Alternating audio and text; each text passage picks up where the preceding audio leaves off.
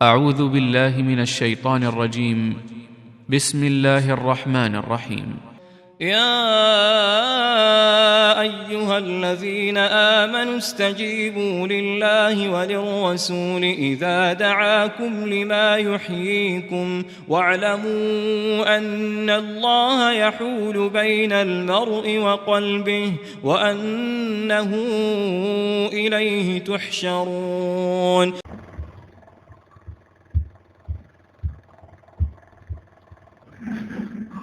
الحمد لله وكفى والسلام على عباده الذين اصطفى أما بعد أعوذ بالله من الشيطان الرجيم بسم الله الرحمن الرحيم يا أيها الناس اتقوا ربكم الذي خلقكم من نفس واحدة وخلق منها زوجها وبث منها رجالا كثيرا ونساء واتقوا الله الذي تساءلون به والأرحام إن الله كان عليكم رقيبا صدق الله العظيم. اللهم صل على سيدنا محمد وعلى آل سيدنا محمد وبارك وسلم. اللهم صل على سيدنا محمد وعلى آل سيدنا محمد وبارك وسلم. اللهم صل على سيدنا محمد وعلى آل سيدنا محمد وبارك وسلم.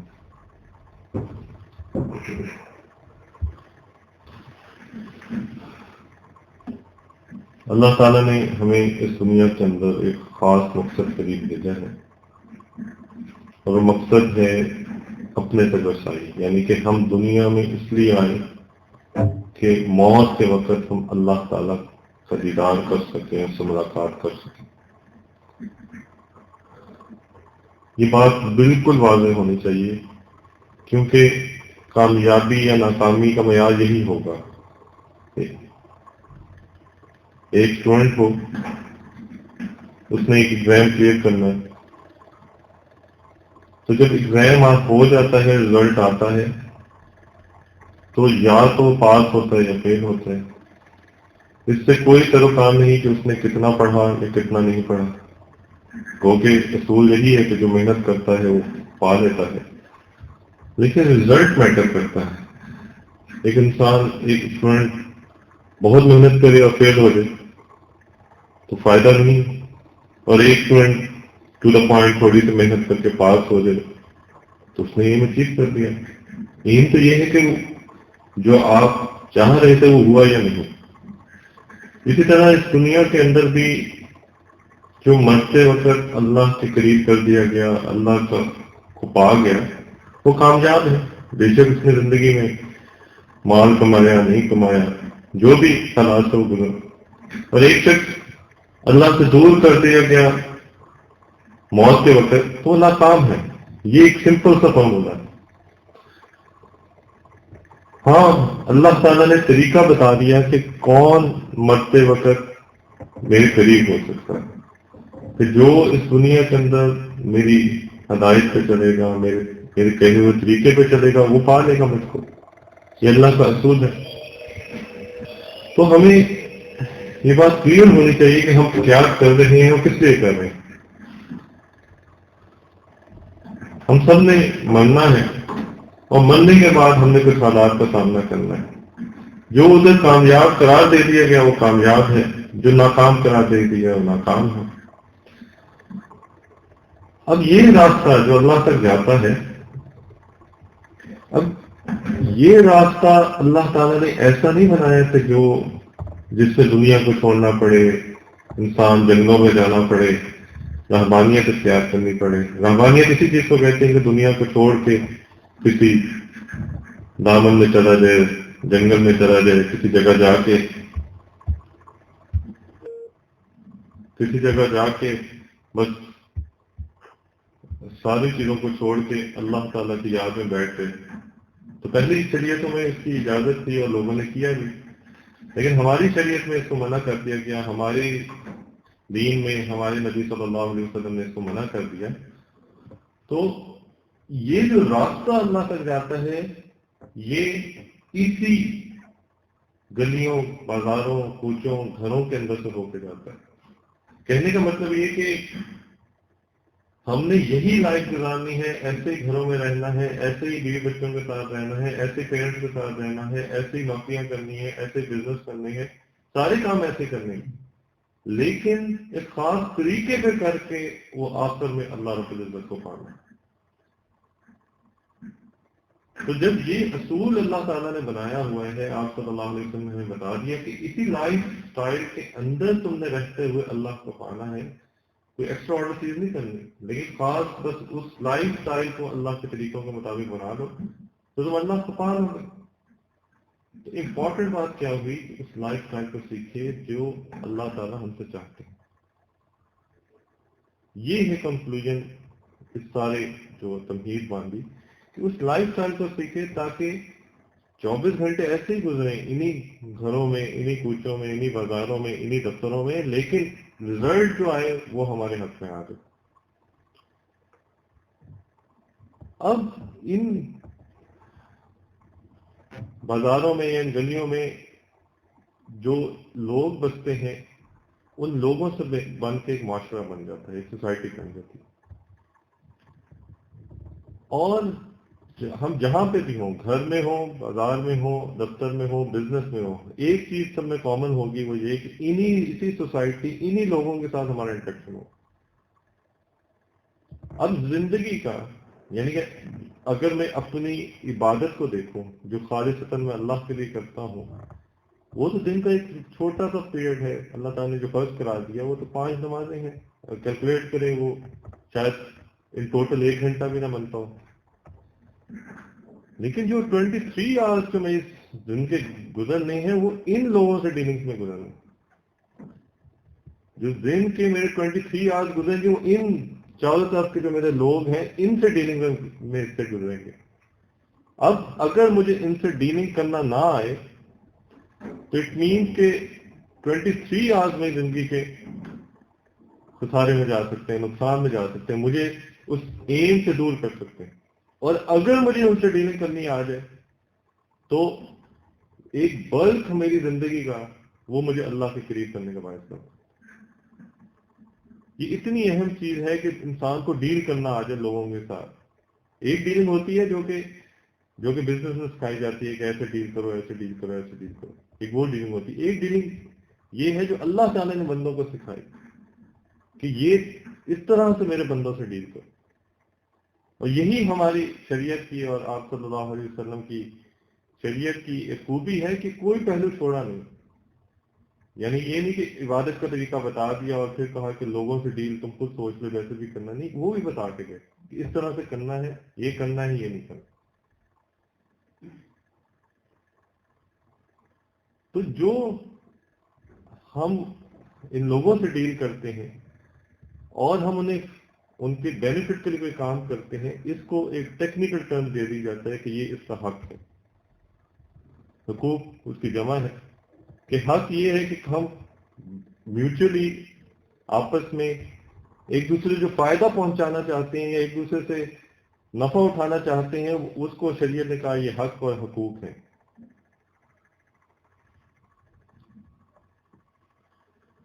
اور اگلی بات یہ سمجھنے کی ہے کہ یہ جو حقوق ہیں، جو ایک دوسرے کی رائٹس ہیں، یہ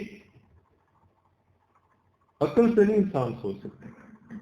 فار ایگزامپل اگر عقل سے سوچے کہ کیا رائٹس ہونے چاہیے، ایک بیوی کے شوہر پہ، شوہر کے بیوی پہ کیا ہونا چاہیے، یا حکومت کے عوام پہ، عوام کی حکومت پہ، یا لوگوں کے آپس میں کیا رائٹس ہونے چاہیے، تو ہر بندہ اپنی بینیفٹ کو سامنے رکھے گا، وہ اپنی سوچ سے سوچے گا، اپنی پوزیشن کو سوچے گا، اس لیے وہ اپنی بینیفٹ کو یا وہ باعث ہوگا اپنے اوپر، اپنی طرف۔ تو انسانی عقل بڑی محدود ہے۔ وہ کیوں محدود ہے؟ کیونکہ اس عقل کے اندر زندگی کے مختلف مراحل میں چینجز آتی ہیں۔ ایک بچے کی سوچ فرق ہے، جوانی میں اس کی سوچ فرق ہے، بڑھاپے میں اس کی سوچ فرق ہے۔ پھر اسی طرح انسان کی سوچ، اس کی جو بھی معاشرے میں پوزیشن ہے اس سے فرق ہوتی ہے۔ ایک باس کی سوچ فرق ہوگی ایک سب آرڈینیٹ کی، سوچ فرق ہوگی. اسی طرح ایک امیر آدمی کی سوچ فرق ہے، غریب آدمی کی سوچ فرق ہے. تو ملٹیپل طریقوں سے یہ سوچ اثر انداز ہوتی ہے. اور اسی طرح یہ ایکسپیرینس پہ بھی بیس کرتی ہے انسانی سوچ. ایکسپیرینس پہ بیس کرتی ہے کہ اگر کسی انسان کا ایکسپیرینس زیادہ ہے، وہ ایج کی وجہ سے ہو، وہ اور کسی وجہ سے ہو، یا اس کی ٹریننگ ایسی کی گئی اور اس کی سوچ فرق ہوگی ایک دوسرے انیکسپیرینس بندے سے. تو ملٹیپل فیکٹر سوچ کو افیکٹ کرتے ہیں. اب اگر انسانی سوچ پہ یہ چھوڑ دیا جائے کہ یہ اب یہ ڈیسائیڈ کرے کہ کس کے کیا رائٹس ہیں، کس کے کیا حق ہیں، کس کو کیا ملنا چاہیے، کس کو کیا نہیں ملنا چاہیے، کس کی چیز کو پرائرٹی دینی چاہیے، کس چیز کو پرائرٹی نہیں دینی چاہیے، تو یقیناً اس میں خطا ہوگی. خطا کیسے ہوگی، غلطی کیسے ہوگی؟ کہ انسان باعث ہوگا اپنے ایکسپیرینس کی وجہ سے، اپنی پوزیشن کی وجہ سے، اپنی ایج کی وجہ سے. تو کوئی کامن چیز انسان نہیں سوچ سکتا کہ یہ کامن چیز ہے، اس پہ سارے متفق ہوتے ہیں. نہیں، دوسرا کہے گا نہیں یہ صحیح نہیں، تیسرا کہے گا نہیں یہ صحیح نہیں. تو ان شارٹ یہ کہ یہ جو حقوق کا معاملہ ہے، یہ انسانی اگر سوچ پہ سوچا جائے تو کبھی انسانیت اس سے متفق نہیں ہو سکتی. اور یہی ہوا ہسٹری کے اندر کہ جتنے بھی سوسائٹیز گزری ہیں، جتنے بھی نظام گزرے یا جتنی بھی نظریات گزرے یا ابھی بھی ہیں، انہوں نے جب دیکھا کہ رائٹس کیا ہونے چاہیے انسان کے میوچل سوسائٹی کے اندر، تو کسی نتیجے پہنچتے دوسرا اس کو پستا تھا. کوئی ظالم حکمران آ جاتا تو کہتا یہ رائٹس ہیں تمہارے عوام سے، عوام کو قبول کرنے پڑتے. تو اللہ تعالیٰ نے یہ رحمت کی کہ انسانی سوچ اور عقل پہ بات نہیں چھوڑی، بلکہ کہہ دیا کہ میں تمہیں، یہ تمہارے نبی صلی اللہ علیہ وسلم تمہیں بتائیں گے کہ تمہارے آپس میں کیا ایک دوسرے کے رائٹس اور حقوق ہیں، کیا تم نے کیسے ڈیل کرنا ہے. اس پہ آ جاؤ، بس تم سوچو نہ بلکہ اس پہ عمل کرو. تو اکثر تو انسان کی عقل میں آ جاتی ہیں وہ باتیں. نہیں ہو سکتا ہے کچھ باتیں انسان کی سمجھ میں نہ آئے کہ یہ کیوں ایسا رائٹ رکھ دیا گیا. تو وہاں پہ انسان نے کہا کہ یہ ہے کیونکہ عقل خطا کرتی ہے. تم ایکسپیرینس کے بعد اسی نتیجے پہنچو کہ ہاں یہ صحیح تھے رائٹ. تو ابھی بس اس پہ آ جاؤ کہ میں تمہیں بتاتا ہوں کہ یہ انسان کے حقوق. کہنے کا مطلب یہ کہ شریعت نے، آپ صلی اللہ علیہ وسلم نے، دین اسلام نے اس کو عقل پہ نہیں چھوڑا بلکہ خود اس کا فیصلہ کیا.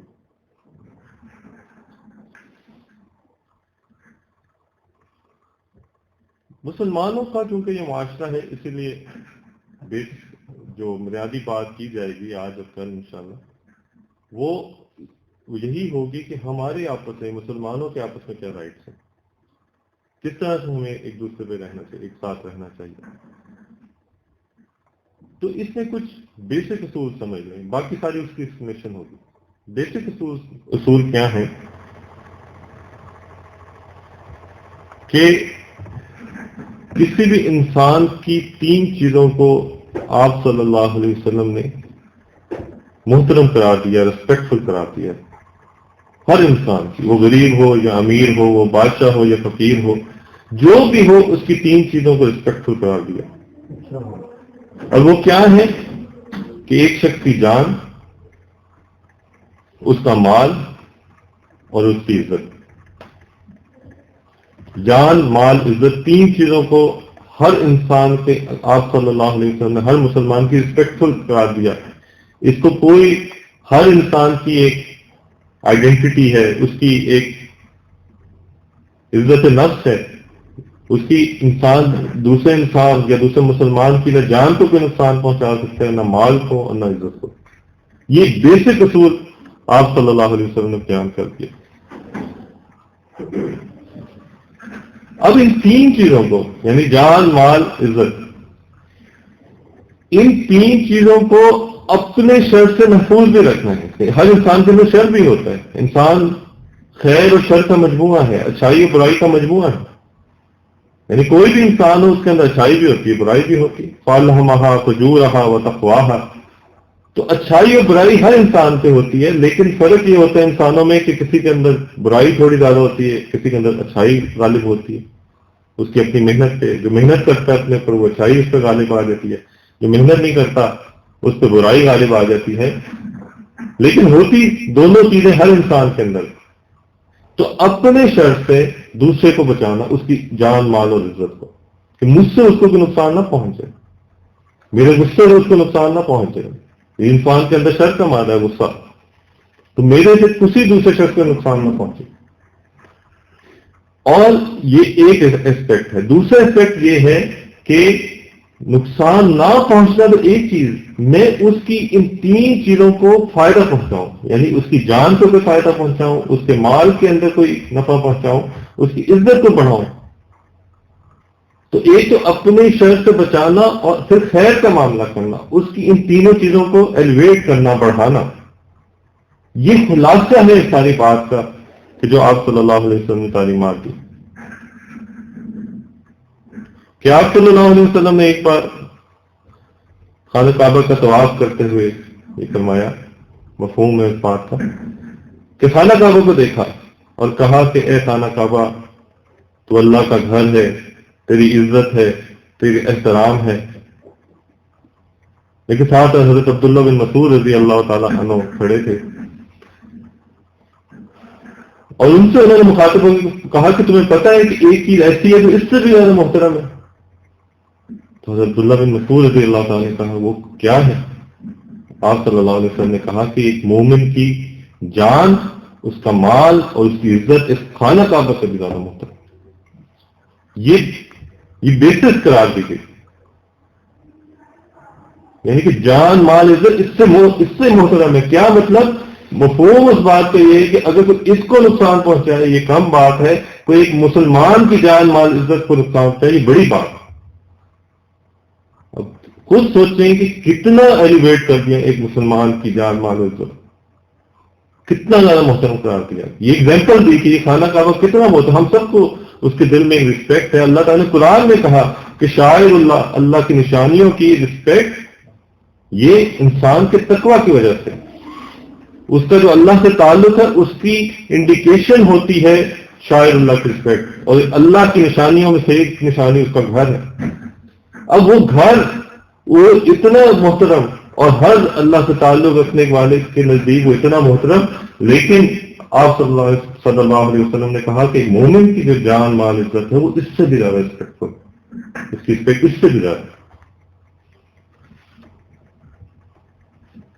تو یہ ایک اصول بیان کیا. میں جو بھی ڈیل کروں دوسرے مومن سے، میں سوچوں کہ میں ان 3 چیزوں پہ تو نہیں حرف لا رہا اس کی. ایک چیز، اور مومن کی شان یہ نہیں کہ دوسرے کو نقصان نہ پہنچائے. مومن کی شان تو یہ ہے، ایک اللہ والے کی نشانی تو یہ ہے کہ وہ فائدہ پہنچائے. تکلیف نہ پہنچانا یہ ایک ادنا درجہ ہے، چھوٹا درجہ ہے. اونچا درجہ ہے کہ فائدہ پہنچاؤں اس کو. ان تینوں چیزوں کو اور ایلیویٹ، اللہ تعالیٰ نے اس کو محترم قرار دیا، میں اللہ کو شو کروں کہ اللہ تو نے محترم قرار دیا، میں کر کے دکھاتا ہوں اس کا احترام. تو یہ چیز اللہ تعالیٰ کے قریب کرتی.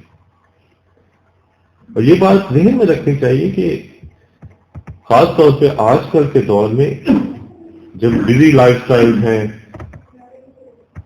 تو عبادت 5 وقت کی نماز انسان پڑھتا ہے تو اللہ تعالیٰ کی مطلب عبادت کتنی کر لے گا. اگر کسی انسان کو اللہ کا قرب چاہیے تو یہ راستہ ہے جس سے وہ قرب پا سکتا. اور یہ حدیث پاک میں آپ صلی اللہ علیہ وسلم نے کہا کہ ایک شخص جو اچھے اخلاق کا مالک ہوتا ہے. اچھا اخلاق کیا ہے؟ ارد گرد کے جو مسلمان ہیں، جو لوگ ہیں، ان سے اچھی طرح ڈیل کرنا، یہی اچھے اخلاق ہیں. یا ان 3 چیزوں کو ان کے سیو رکھنا، عزت جان مال کو. کہا کہ جو جس کے اچھے اخلاق ہیں اس شخص کا مرتبہ پا لیتا ہے جو سارا دن روزہ رکھتا ہے، ساری رات عبادت کرتا ہے. اب یہ شاید ہم میں سے کسی کی ہمت ہو کہ ایسا کرے کہ سارا دن روزے رکھے اور ساری رات عبادت کرے. لیکن ہم کیا کر سکتے ہیں وہ یہ کہ کیوں ڈیل تو ہمیں کرنا ہے، اس سے تو کوئی ہمارے پاس عذر نہیں ہے. تو جو ڈیلنگ کرے اس کو سیکھ لیں کہ کیسے میں نے اس کے ساتھ ڈیل کرنا ارد گرد. تو انشاءاللہ اس کے ذریعے سے اتنی جلدی اللہ کا قرب ملتا ہے، اللہ کا تعلق ملتا ہے، اور موت کے وقت اللہ کی تک رسائی اور اللہ کا وصل مل جائے گا کہ انسان سوچ نہیں سکتا. یہ بات نہیں. پھر ایک اور حدیث پاک میں، بلکہ 2 احادیث میں ایک اور بیسک رولز بتا دیے اس چیز کے کہ کیسے ڈیل کرنا ہے دوسرے شخص سے. وہ یہ کہ آپ صلی اللہ علیہ وسلم نے فرمایا، بخاری شریف کی روایت ہے کہ تم میں سے کوئی شخص اس وقت تک کامل ایمان والا نہیں ہو سکتا جب تک اپنے مسلمان بھائی کے لیے وہی نہ پسند کرے جو اپنے لیے پسند کرتا. اب یہ ایک بالکل ایزی سا فارمولا بتا دیا. اس سے کسی کو کچھ نہ پتا ہونا وہ اس فارمولے پہ اپنے اس کو فٹ کر لے کہ میں نے کیسے ڈیل کرنا. میں گھر میں رہتا ہوں, میرے پیرنٹس ہیں, تو میں سوچوں کہ وہ کیا مجھ سے ایکسپیکٹ کرتے ہوں. کیسا میں سوچوں کہ میں ایک شخص کو اس کے پہلے دن سے لے کے 15 سال کی عمر تک دن رات لگا کے بڑا کروں, تو وہ مجھ سے کیسے بات کرے. میں خود سوچتا ہوں, اس میں کوئی ٹریننگ کی ضرورت پڑی. میں ایک بیٹا ہوں, بچہ ہوں, تو باپ کو سوچنا چاہیے کہ یہ مجھ سے کیا ایکسپیکٹیشن رکھتا ہے. ایک بیوی ہے, وہ سوچے کہ شوہر مجھ سے کیا ایکسپیکٹیشن رکھتا ہے, کس طرح اس کی رسپیکٹ کرنی چاہیے. ایک شوہر سوچے بیوی کے بارے میں کہ اگر میں اس کی جگہ ہوتا, میں اپنا گھر بار چھوڑ کے آتا, تو میں کیا ایکسپیکٹیشن شوہر سے رکھتا یا اپنے ساس سسر سے رکھتا. تو یہ تو مشکل نہیں ہے. جو اپنے لیے پسند کرے وہی دوسرے کے لیے پسند کرے. میں مشکل میں ہوں, میں کیا ایکسپیکٹیشن رکھتا ہوں کہ لوگ میرے ساتھ کیا معاملہ کریں. اب کوئی اور مشکل میں ہے, وہی معاملہ کروں. میں امیر ہوں تو وہ غریب مجھ سے کیا ایکسپیکٹیشن رکھتے ہیں. میں غریب ہوں, امیر مجھ سے کیا ایکسپیکٹیشن رکھتے ہیں. میں مالک ہوں کسی کمپنی کا, وہ اپنے ملازمین سے کیا ایکسپیکٹیشن رکھتی ہے. میں ملازم ہوں, میرا مالک مجھ سے کیا ایکسپیکٹیشن رکھتا ہے. اب بس دیکھ لے کہ میں اگر ٹیبل کے اس سائڈ پہ آؤں تو میری کیا ایکسپیکٹیشن ہوگی. تو ظاہری بات کلیئر ہو جائے گا. میں مالک ہوں, میں سمجھوں گا ملازم ایمانداری سے کام کریں, محنت سے کام کریں. میں ملازم ہوں, میں سوچوں گا مالک میرے حق دیں گے. تو یہ بالکل سمپل سی بات بتا دی کہ یہ کہ جو اپنے لیے پسند کرو وہی دوسرے بھائی کے لیے پسند کرو. اور یہ اتنی زیادہ کامن تھی. آگے میں صحابہ رضی اللہ تعالیٰ عنہ کی ایگزامپل دوں گا, سوسائٹی کی جو آپ صلی اللہ علیہ وسلم محنت کر کے تیار کر کے گئے. یہ اتنی کامن چیز تھی سوسائٹی میں کہ ان کو تصور بھی نہیں تھا کہ اس کے اگینسٹ بھی کچھ کیا جا سکتا. یہ ان کی بیسک چیز تھی. اور دوسری چیز جو آپ صلی اللہ علیہ وسلم بیسس کے طور پر پیش کی وہ یہ کہ المسلم من سلم المسلمون من لسانہ ویدہ, کہ مسلمان وہ ہے جس کی زبان اور ہاتھ سے دوسرا شخص محفوظ ہے. کیونکہ میری ڈیلنگ جو دوسروں سے ہوتی ہیں انہی دو چیزوں میں نہیں ہوتی. میں زبان سے بات کر رہا ہوتا ہوں, اور اگر کبھی مجھے غصہ آئے گا تو میں اس کو یعنی انہی دو چیزوں سے ریئیکٹ کروں گا, ہاتھ سے زبان. تو کہا کہ اس سے محفوظ رہتے ہیں دوسرے. تو یہ فارمولا بتا گئے, یہ بیسس بتا گئے, کہ ایسی جنرل باتیں بتا گئے کہ جس سے ہر انسان جج کر سکتا ہے کہ یہ سوسائٹی کیسی ہونی چاہیے, مسلمانوں کی ڈیلنگ کیسی ہونی چاہیے. اب یہاں یہ بات بھی ذہن میں رہے, کوئی سوسائٹی آئیڈیل نہیں سمجھی جا سکتی. مطلب کیا, میں خود ایک سوچوں کہ میں اب گھر کے اندر رہ رہا ہوں تو میرے جو گھر والے ہیں وہ ایسے ایسے ہوں, میرے معاشرے میں رہ رہا ہوں میرے محلے والے ایسے ایسے ہوں گے. نہیں, ایسا نہیں ہوگا. ہر بندے کی طبیعت فرق ہے, ہر بندے کا مزاج فرق ہے, ہر بندے کے آئیڈیاز فرق ہے, ہر بندے کے نظریات فرق ہے. تو مجھے یہ سوچنا ہے کہ یا ایک دوسرے لفظوں میں کہ مجھے یہ نہیں سوچنا کہ وہ میرا حق دے, میں نے یہ سوچنا ہے میں نے اس کا حق دینا, میں نے اس کے ساتھ ان رولز کے مطابق معاملہ کرنا ہے. اس کو زیادہ سے زیادہ میں بتا دوں گا کہ آپ بھی میرے ساتھ اس کا معاملہ کریں, لیکن اگر وہ نہ کرے تو یہ نہیں کہ میرا بہیویئر فرق ہو جائے. میں نے انہی رولز پہ رہنا ہے, اور یہ ہر شخص سوچے. ورنہ ہوتا کیا ہے کہ جب رائٹس کی یا اس کی ان چیزوں کی بات ہوتی ہے تو انسان یہ سوچنا شروع کرتا ہے اچھا یہ رائٹس ہیں تو دوسروں کو مجھے میرے دینے چاہیے. اس طرح تو کبھی ٹھیک نہیں ہوگی بات.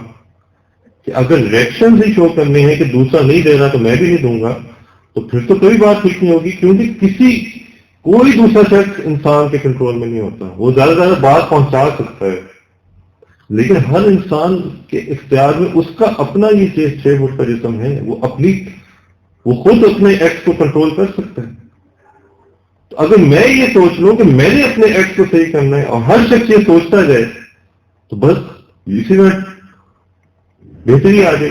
لیکن ہوتا یہ ہے کہ جب رائٹ کی جہاں بھی بات ہو, اگر شوہر کو بتایا جائے میاں بیوی کے رائٹ سمجھ جائے کہ میاں کی یہ رائٹ ہے بیوی کی یہ رائٹ ہے, تو بیوی یہ نہیں سوچے گی کہ میاں کے کیا رائٹ ہمیں دینے چاہیے، وہ کہے گی اچھا میرے یہ رائٹ ہے میرے شوہر کو مجھے دینے چاہیے، اور شوہر کہے گا اچھا میرے یہ رائٹ ہے میری بیوی کو مجھے دینے چاہیے. یہ نہیں سوچے کہ دوسرے نے اس کے رائٹ دے، یہ ایکسپیکٹیشن شروع ہو جاتی ہے کہ نہیں مجھے ملنے چاہیے میرے رائٹ، اور یہیں پہ بات خراب ہوتی ہے. نہ وہ دیتا ہے نہ وہ دیتا ہے. حالانکہ اگر دونوں اپنی کی جگہ دیتے رائٹ دوسرے کے تو بات ٹھیک ہو جاتی. اس لیے ہمیشہ جب رائٹ سنے، حقوق کی بات سنے، تو یہ سوچے کہ میرے اندر یہ کوالٹیز ہیں. مجھے نہیں فکر، مجھے نہیں اس چیز کا کہ دوسرا میرے ساتھ کیا کرتا ہے، میں نے اس کے رائٹ ہیں. ہاں اگر اس کے اندر خرابی ہے اسے بتاؤں گا، اسے سمجھاؤں گا، اسے اس تک میسج پہنچا دوں گا، لیکن یہ نہیں ایکسپیکٹ کروں گا وہ مجھے دے گا. اور ایسی آئیڈیل دنیا کہیں پہ بھی نہیں ہے کہ جب یہ ایسی کوئی جگہ مل جائے کہ ہر بندہ دوسرے کے رائٹ دے رہا ہو. کیونکہ وہی بات کہ خیر و شر ہر انسان کے اندر ہے، تو کہیں پہ خیر والی بات ہے کہیں پہ شر ہوتی ہے. اس لیے جتنی بھی باتیں سنیں اپنی اصلاح سنیے. ہر بندہ یہ سوچے کہ میں اس طرح کا ہو جاؤں، میں اس طرح کا ہو جاؤں. تو جان کی آپ صلی اللہ علیہ وسلم نے رسپیکٹ رکھی. تو حضرت عبداللہ بن عباس رضی اللہ تعالیٰ فرماتے ہیں کہ حضور صلی اللہ علیہ وسلم کے زمانے میں دور میں ایک آدمی قتل ہو گیا، اس کا کوئی قاتل کا نشاندہی نہیں ہو رہی تھی، پتہ نہیں چل رہا تھا کہ قاتل کون ہے. تو آپ صلی اللہ علیہ وسلم کو فکر پیدا ہوئی. آپ صلی اللہ علیہ وسلم ممبر پہ چڑھے اور یہ بات اعلان کی کہ میں تم لوگوں میں موجود ہوں اور ایک آدمی قتل ہو گیا، اس کے قاتل کا پتہ نہیں چل رہا. اور پھر آگے بات کی کہ اگر تمام آسمان والے اور زمین والے مل کر ایک مسلمان کو قتل کر دیں، تمام آسمان والے تمام زمین والے مل کر ایک آدمی کو قتل کر دیں، تو بھی اللہ تعالیٰ ان سب کو جہنم میں ڈال دے گا اس ایک آدمی کے بدلے. اتنا قیمتی ہے اللہ کے نزدیک مسلمان. ٹھیک رسپیکٹ ایسی رکھی ہے اللہ تعالیٰ نے. اس کو یہ کوئی ڈیمارکیشن نہیں ہے کہ یہ امیر کی بات ہو رہی ہے غریب کی بات ہو رہی ہے، ہر انسان.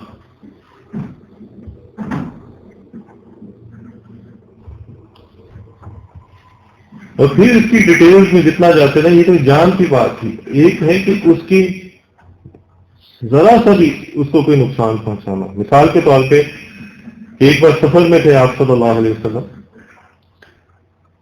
اور ایک شخص اسی سفر کے دوران سواری پہ بیٹھا بیٹھا سو گیا، نیند آ گئی. اور دوسرے ایک شخص نے اٹھ کے اس کی جو تیر پڑے ہوئے تھے ان میں سے ایک اٹھا لیا.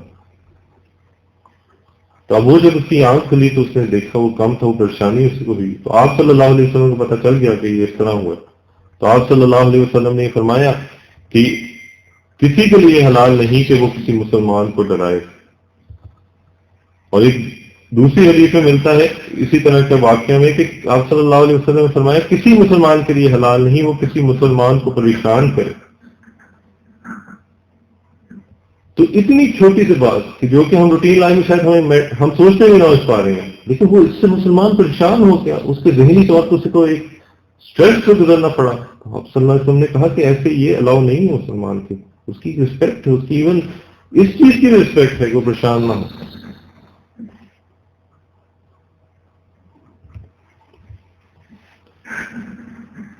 اسی طرح کسی کو نیچا نہ دیکھے، کسی کو حقیر نہ سمجھے.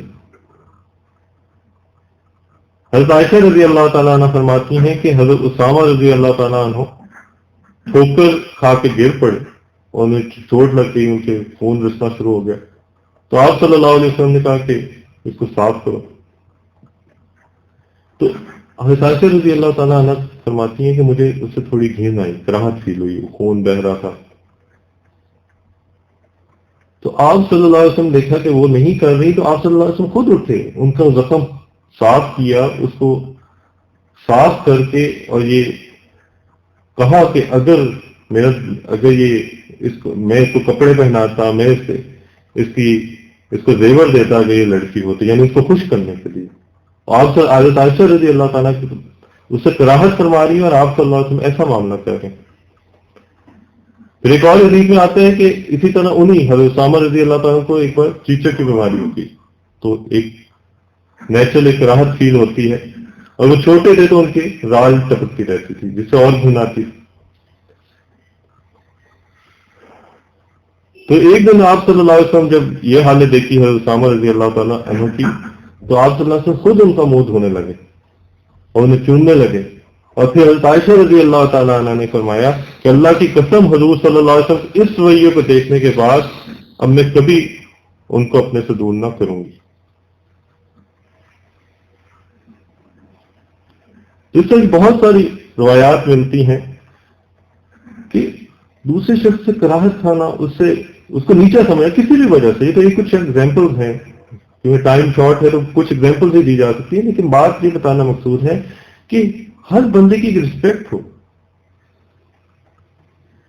اس میں کسی بھی لحاظ اگر کوئی بھی میرے ذہن میں ایسی بات آ جاتی ہے کہ جس سے میرے دل میں اس کی رسپیکٹ کم ہو جائے، میرے ذہن میں اس کی رسپیکٹ کم ہو جائے، میں اپنے آپ کو بڑا سمجھنے لگ جاؤں اور دوسرے کو چھوٹا سمجھنے لگ جاؤں، اسی کو تکبر کہتے ہیں. تکبر یہی ہے کہ میں اپنے آپ کو بڑا سمجھوں، دوسرے کو چھوٹا سمجھوں. وہ کیوں بڑا سمجھوں؟ اسی بالکل ظاہر ہو سکتا ہے شکل و صورت کی وجہ سے، ہو سکتا ہے اسی طرح ظاہری طور پر لباس کی وجہ سے، ہو سکتا ہے کوئی اس کے علمی لحاظ سے کہ یہ اس کے پاس علم نہیں، میرے پاس علم ہے، ہو سکتا ہے عبادت کی وجہ سے کہ میں نماز پڑھتا ہوں، نماز نہیں پڑھتا. کوئی وجہ بھی اگر یہ بن رہی ہے کہ میں اپنے آپ کو بہتر سمجھ رہا ہوں، دوسرے کو کمتر سمجھ رہا ہوں، تو یہ تکبر ہے. اللہ کی نظر میں انسان گر جاتا ہے. یہی آپ صلی اللہ علیہ وسلم سمجھانا چاہ رہے ہیں کہ یہ چیزیں نہیں ہیں. ایک مسلمان کے اندر جو ہے اس کو دیکھو.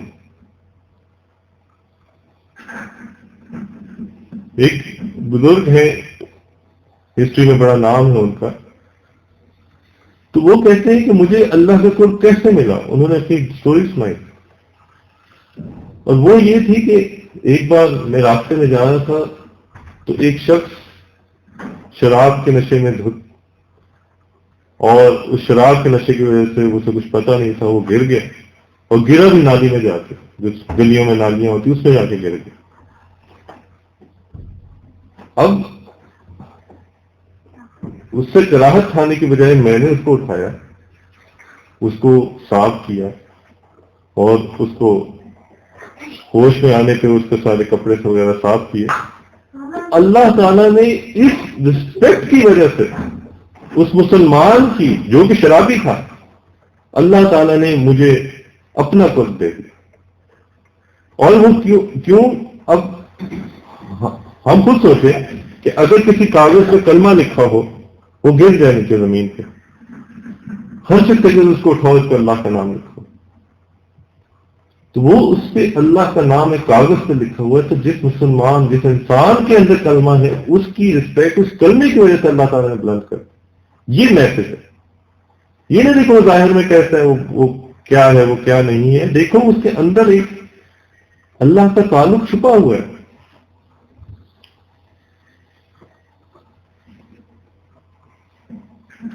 اسی طرح دوسرے شخص کو، مسلمان کو غصہ دلانا. حضرت ابو سفیان رضی اللہ تعالیٰ عنہ جب صحابی رسول صلی اللہ علیہ وسلم جب وہ کافر تھے اور غلام کی حیثیت سے مسلمانوں کے پاس آئے، تو ایک بار ان کو حضرت ابو بکر صدیق رضی اللہ تعالیٰ لے کے جا رہے تھے، تو دوسرے صحابہ بیٹھے تھے، تو انہوں نے ان سے ایک بات کہی جو حضرت ابو بکر صدیق رضی اللہ تعالیٰ کو تھوڑی بری معلوم ہوئی. تو حضرت ابو بکر صدیق رضی اللہ تعالیٰ نے ایک جواب دے دیا، اور آپ صلی اللہ علیہ وسلم کی خدمت میں جا کے ساری بات پیش کر دی کہ میں ان کو لے کے آ رہا تھا، انہوں نے بات کی، میں نے آگے سے جواب دے دیا. اب آپ صلی اللہ علیہ وسلم نے آگے سے کیا کہا کہ کہا کہ ابو بکر صدیق رضی اللہ تعالیٰ عنہ، آپ نے مسلمانوں کو یعنی وہ صحابوں کو غصہ دلایا، یہ کہہ کے، یعنی کہ جو آپ نے جواب دیا، آپ کا یہ مقصد تھا کہ انہیں غصہ ہے، وہ تیز ہو اس چیز سے.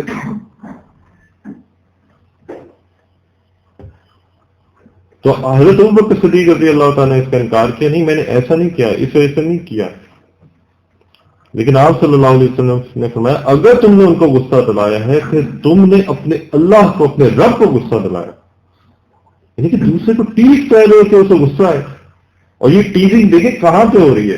پہلے انہوں نے ایک بات کی، ان کو بری لگی، اس کے جواب میں کہہ دیا انہوں نے، وہ کہ ان کی نیت یہ نہیں تھی کہ انہیں برا لگے. لیکن آپ صلی اللہ علیہ وسلم نے رول بتا دیا اس یہ کہ اگر کوئی شخص ایسا کرے گا ان ریئیکشن کہ اسے غصہ آئے، تم اللہ کو غصہ دلا رہے، کیوں مسلمان کو غصہ دلا رہے.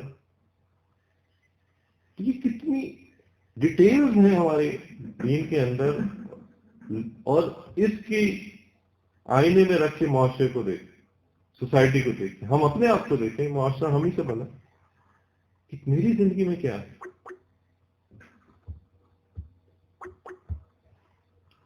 تو کیا میں ان تعلیمات کے مطابق چل رہا ہوں کہ نہیں چل رہا؟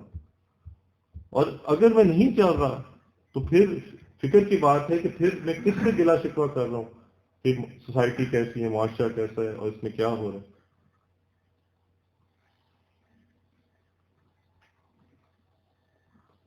حضرت عمر رضی اللہ تعالیٰ فرماتے ہیں کہ آپ صلی اللہ علیہ وسلم کے زمانے میں ایک آدمی تھا جس کا نام عبداللہ تھا، اور وہ آپ صلی اللہ علیہ وسلم کو بہت ہنسایا کرتا تھا باتوں سے، لیکن اس کو ایک عادت تھی کہ وہ شراب پیتا، اور وہ کئی بار پکڑا گیا شراب پیتے، اور اس پہ سزا جو کوڑے لگانے کی اس کو دی گئی، لیکن وہ پھر اس عادت سے مجبور پھر شراب پیتا تھا. تو کئی بار ایسے ہوا. تو ایک بار ایک شخص نے یہ کہہ دیا جب اس کو کوڑے لگائے جا رہے تھے کہ اس پہ اللہ کی لعنت ہو کہ اتنی بار اس کو سزا ملی، یہ بات ہی نہیں آتا اس کو. اب یہ ورڈ اس نے کہہ دیا کہ اللہ کی لعنت ہو کہ یہ بات کیوں نہیں آتا، قرض کر دیا اس کو. تو آپ صلی اللہ علیہ وسلم نے فرمایا کہ اسے لعنت نہ کرو، اللہ کی قسم جہاں تک میں جانتا ہوں یہ اللہ اور اس کے رسول صلی اللہ علیہ وسلم کی محبت سے محبت کرتا ہے. کیا کہ اس کے اندر کلمہ موجود ہے، تم اس پہ لعنت بھیجے. تو اتنا کہ اس کلمے کی اتنی رسپیکٹ ہے کہ زبان سے اس کو نہیں کوئی کچھ کہہ سکتے، اس کو ذہنی تکلیف نہیں دے سکتے، اس کے ایموشنز کو آپ نہیں ہرٹ کر سکتے، اتنی رسپیکٹ ہے. جان، مال، عزت، آبرو میں یہ ساری چیزیں شامل ہیں. اب اگر پریکٹیکل ہم اپنی لائف کے اندر آئیں تو ہوتا کیا ہے کہ انسان ہے، اس سے غلطیاں ہوتی ہیں. اب اگر دوسرا شخص انسان سے غلطی کر لے، اب میرا کیا ریئیکشن ہونا چاہیے؟ جیسے میں پہلے بات کر چکا کہ سوسائٹی میں یہ ہوگا کہ اس سوسائٹی کے اندر مختلف لوگ مختلف طرح سے ڈیل کریں گے، تو ہر ریئیکشن بتایا. آپ صلی اللہ علیہ وسلم نے ایک بار حضرت ابو بکر صدیق رضی اللہ تعالیٰ عنہ کے ساتھ جا رہے تھے، تو ایک شخص ان سے لڑنے لگ گیا، ان کو برا بھلا کہنا شروع ہو گیا.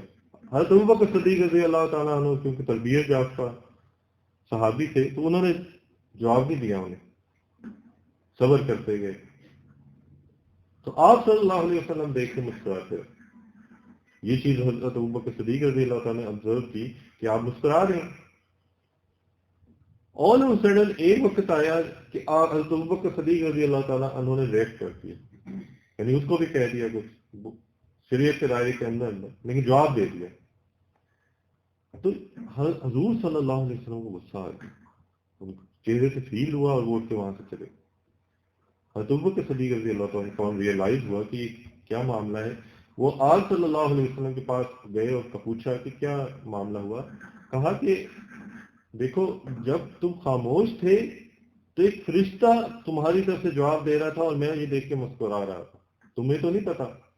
جیسے ہی تم نے جواب دیا وہ فرشتہ چلا گیا اور شیطان اس کی جگہ آ گیا، تو میں فوراً وہاں سے آ گیا کیونکہ میں شیطان جہاں وہاں میں نہیں رہ سکتا. تو اس چیز پہ مجھے غصہ ہے، تم نے کیوں جواب دیا اس کو؟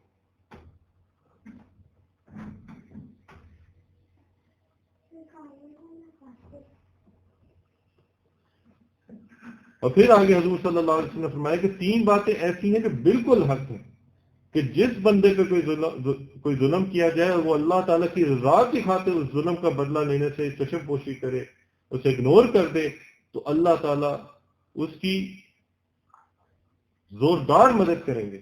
اور جو آدمی جوڑ پیدا کرنے کے لیے ہدیہ دینے کا دروازہ کھولتا ہے، یعنی کہ لڑائی ہو جائے صلح کرانے کے لیے ہدیہ دیتا ہے، گفٹ دیتا ہے، تو اس کے مال کو خوب اللہ تعالیٰ بڑھاتا ہے. اور جو مال بڑھانے کی نیت سے مانگنے کا دروازہ کھولتا ہے، کہ مانگتا ہے لوگوں سے کہ میرا مال بڑھ جائے، صرف اس وجہ سے، ضرورت کی وجہ سے نہیں، تو اللہ تعالیٰ اس کے مال کو اور کم کر دیتے. اور یہ فرمایا کہ یہ 3 باتیں ہیں جو بالکل حق، یہ ہوتا ہے، یہ ضرور ہوگا. تو ظلم کوئی انسان کرے، یہ ہوتا ہے معاشرے کے اندر. کبھی کوئی دور کی بات نہیں، ظلم یہ نہیں ہوتا کہ کوئی بڑی بات ہو جائے. گھر کے اندر کسی کی زبان سے کوئی کڑوی بات نکل جاتی ہے، انسان کو بری فیل ہوتی ہے، یہ بھی ظلم ہے، کیونکہ جو مومن کی جو رسپیکٹ ہے اس کے اگر اس کو رکھا جائے تو یہ ظلم ہے، تو اس کو برداشت کر لینا. ہاں اپنی طرف سے یہ کوشش کرنا کہ میں اس کو اچھے طریقے سے ریئیکٹ کر دوں، اس کو اپنی زبان اور ہاتھ سے کوئی نقصان نہ پہنچے. ہر بندہ اپنے اوپر نظر رکھے، اور جب ہر بندے کو یہ میسج پہنچے اور ہر بندہ اپنے میں محنت کرے تو obviously ایسی سوسائٹی قائم ہوگی جو آپ صلی اللہ علیہ وسلم نے قائم کر کے دکھائی. یہ وہ سوسائٹی.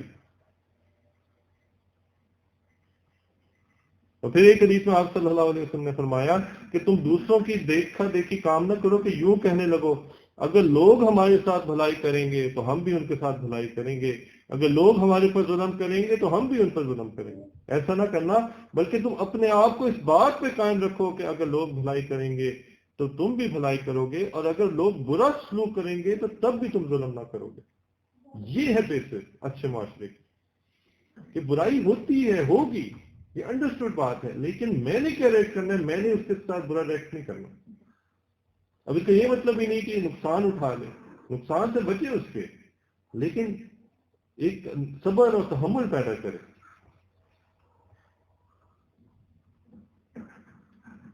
کہ دوسرے کی عزت کا خیال، وہ صرف اس کے منہ، اس کے پریزنس میں نہیں ہے، اس کے سامنے نہیں ہے، اگر وہ نہیں بھی ہے تو اس کی عزت ویسے ہی قائم ہے مسلمان کی. حضرت انس بن مالک رضی اللہ تعالیٰ عنہ فرماتے ہیں کہ ایک مرتبہ حضور صلی اللہ علیہ وسلم کے پاس ایک آدمی نے دوسرے آدمی کی برائی بیان کی، اور وہ نہیں ہے پریزنٹ، اس کی برائی کر رہے، وہ اس کی عزت میں کمی آ رہی. اور آپ صلی اللہ علیہ وسلم کا ریئیکشن اور جواب دیکھیں، یہ سارا میسج ہے ہمارے لیے. فرمایا کہ یہاں سے اٹھ جا، تیرے کلمہ شہادت کے اعتبار نہیں ہے. اس سے کہا تم نے اس کی برائی کی، مسلمان کی برائی کر دی، اٹھو، تمہاری اس زبان سے کلمہ کہنے کا کوئی اعتبار نہیں. اس نے کہا یا رسول اللہ صلی اللہ علیہ وسلم میں آئندہ ایسا نہیں کروں گا. تو حضور صلی اللہ علیہ وسلم نے فرمایا تم قرآن کا مذاق اڑاتے، جو قرآن کے حرام کرتا کاموں کو حلال سمجھے وہ قرآن پہ ایمان نہیں لایا. قرآن نے اس ایبسنس میں پیٹ پیچھے برائی کو حرام کرا دیا اور تم اس کر رہے ہو یہاں بیٹھ.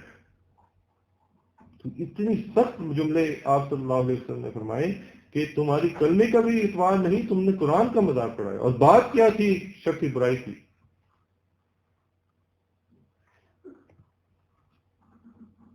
اسی طرح اب یہ بات بھی نہیں کہ برائی بڑی ہو، کہ بہت سے بڑا اس کا ایپ کھول دیا، یہ نہیں، چھوٹی چھوٹی باتیں. حضرت عائشہ رضی اللہ تعالیٰ عنہ فرماتی ہیں کہ میں نے حضور صلی اللہ علیہ وسلم کو کہا کہ حضرت صفیہ رضی اللہ تعالیٰ عنہ کی طرف سے آپ کے لیے اتنی بات کافی ہے کہ وہ ایسی اور ایسی ہے، یعنی چھوٹے فتویٰ دی. تو دوسری جو آپ صلی اللہ علیہ وسلم کی زوجہ تھیں، ان کے بارے میں صرف اتنا کہا کہ وہ چھوٹے سے کرتی ہیں، اور کچھ نہیں کہا، جو کہ حقیقی بات تھی. تو حضور صلی اللہ علیہ وسلم نے فرمایا تم نے ایسی بات کہی کہ اگر اسے سمندر کے پانی میں ملایا جائے تو یہ بات اس کے پانی کا مزہ خراب کر دے گی. اتنا سا جملہ کہ وہ اتنی سی ہے. کہا کہ یہ اتنی بڑی بات ہے کہ سمندر کا پانی بھی نہیں اس کو سہ سکتا. تو یہ ہماری زبان سے معمولی سی بات جو دوسرے کی رسپیکٹ کے اگینسٹ نکلتی ہے، وہ جان، جمال یا عزت کے اگینسٹ ہو، وہ اللہ کے ہاں بہت بڑی ہوتی ہے. یہ ان ساری حدیث کا میسج. اس کو معمولی نہیں سمجھنا چاہیے کہ کوئی بات کی میں نے یہ کہہ دیا، اس کو کوئی بات نہیں کسی کا دل توڑ. اور سب میں کامن چیز کیا ہے؟ اگلے کا دل ٹوٹتا ہے.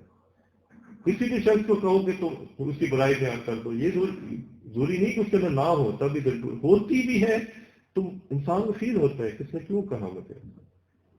اب یہ جو دل کا دکھنا ہے نا، یہ اللہ کو ناپسند ہے. دل دکھا دیا شخص. دل خوش کرنا سیکھے، دل دکھانے نہ سیکھے دوسرے. اور پھر کب سیکھنا ہے؟ یہ بھی سوچنے کی بات ہے کہ زندگی کا ایک اتنا لمبا حصہ گزر گیا، میں نے آخر کب یہ باتیں سیکھنی ہیں اور اپلائی کرنی ہے زندگی. یعنی دکھ ہوتا ہے معاشرے کو دیکھ کے، ایک ہر گھر میں یہ بیسک تعلیمات ہیں. یعنی کہ یہ کوئی ایڈوانس نہیں ہے، کہ اس کے لیے کوئی عالم دین ہونا ضروری نہیں ہے. یہ تو بیسک باتیں ہیں ہمارے دین کی، بنیادی باتیں ہیں جس کو اپلائی کر کے معاشرے کو دلوں کے اندر ٹھیک کیا جا سکتا ہے، سکون اس کے اندر لایا جا سکتا ہے، گھروں کے اندر سکون لایا جا سکتا ہے. کیونکہ وہ آئی بھی نہیں ہمارے اندر، یا جس طرح آنی چاہیے ویسے نہیں آ رہی۔ حضرت عائشہ رضی اللہ تعالیٰ عنہ فرماتی ہیں میں نے ایک مرتبہ حضور صلی اللہ علیہ وسلم کے سامنے کسی آدمی کی نقل اتاری۔ اب اس حدیث میں کیا ہے کہ سامنے اس کی نقل اتار دی، جیسے ہم یعنی کہ کامنلی ہمارے معاشرے میں ہوتا ہے ایسا کہ اس نے کیا اس کی ایسی نقل اتار دی، یعنی کسی کی ہر ایک انسان کی ہیبٹ ہوتی ہے۔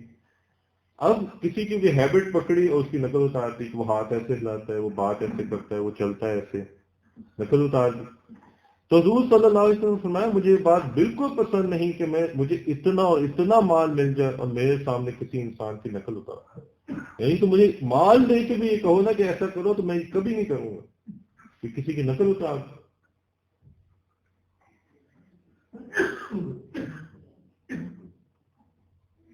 اسی طرح حضرت عائشہ رضی اللہ تعالیٰ عنہ فرماتی ہیں کہ حضرت صفیہ رضی اللہ تعالیٰ عنہ کا اونٹ بیمار ہو گیا،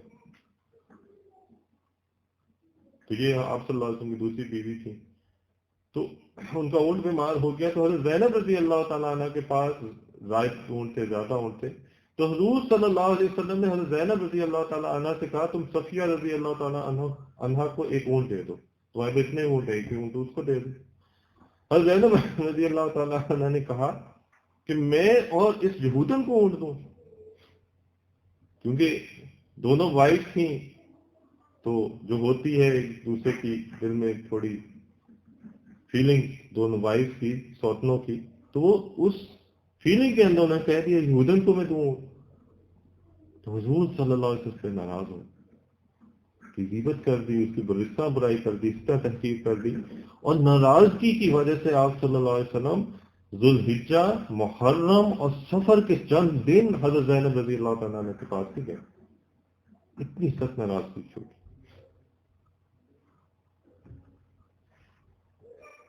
تو یہ ہمارے لیے بہت بڑے میسج ہے۔ ایک اور حدیث اسی حوالے سے جو غور طلب ہے کہ ایک بار حضور صلی اللہ علیہ وسلم نے لوگوں کو کہا کہ روزے رکھو،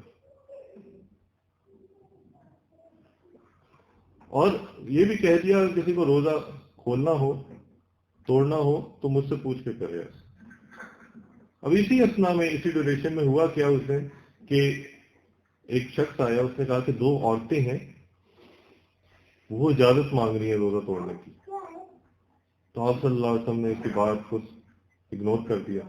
وہ پھر اس نے کہا جب 3-4 بار اس نے یہ بات کہہ دی کہ وہ روزہ توڑنے کی اجازت مانگ رہی ہیں، تو آپ صلی اللہ علیہ وسلم نے فرمایا انہوں نے تو روزہ رکھی نہیں، روزہ تو رکھا تھا۔ کہا کہ اچھا انہیں جا کے کہو کہ اس وقت اپنے منہ کے اندر انگلی ڈال کے قے کریں تو دیکھو کیا نکلتا ہے اندر سے۔ تو جب قے کی تو اندر سے ٹکڑے نکلے گوشت کے، اور وہ حیران کہ ہم نے تو کچھ نہیں کھایا، کیونکہ جب قے میں تو اسٹمک میں جو اسٹمک کے اندر ہوتا ہے وہی باہر آتا ہے، تو obviously جب دن کا ایک حصہ گزر جائے تو اسٹمک خالی ہو جاتا ہے، تو جب کوئی چیز نکلے اتنا فریش تو اس کا مطلب ہے کہ ابھی کھائیے، تو انہوں نے کہا ہم نے کچھ نہیں کھایا۔ تو اس پہ آپ صلی اللہ علیہ وسلم نے فرمایا کہ کیا تم نے برائی نہیں کی فلاں کی، اس کی ایبسنس اس کی برائی نہیں کی، تو یہ وہ گوشت ہے جو تم اس کا بیٹھ کر کھا رہی ہو۔ ابھی پریکٹیکلی کر کے دکھایا، قرآن پاک میں یہ اللہ تعالیٰ نے کہا کہ کیا تمہیں پسند ہے کہ اپنے مردہ بھائی کا گوشت کھاؤ، یعنی اس کی ایبسنس میں برائی کرنے کو اس سے تشبیہ دی، اور اس کو پریکٹیکلی ڈیمونسٹریٹ آپ صلی اللہ علیہ وسلم نے کر کے دکھایا کہ یہ ہوتے ہیں افیکٹ، اور یہ بھی ساتھ فرمایا کہ انہوں نے حلال چیز سے روزہ رکھا تھا اور حرام سے اس کو افطار کر دیا۔ تو یہ کوئی معمولی باتیں نہیں ہے کہ جو دوسرے کی رسپیکٹ، دوسرے کی جان، دوسرے کے مال پہ انسان کوئی بری تصور سے سوچے بھی صحیح، یہ ساری سوچ کا اثر ہی ہوتا ہے نا، جو انسان کی زبان سے نکل رہا ہوتا ہے، جو انسان کے ایکٹ میں ظاہر ہو رہا ہوتا ہے۔ سوچ ہے تو ہو رہا ہے، سوچتا کیوں ہے اس کی برائی کے بارے میں، دل میں کیوں کسی کی برائی ہے۔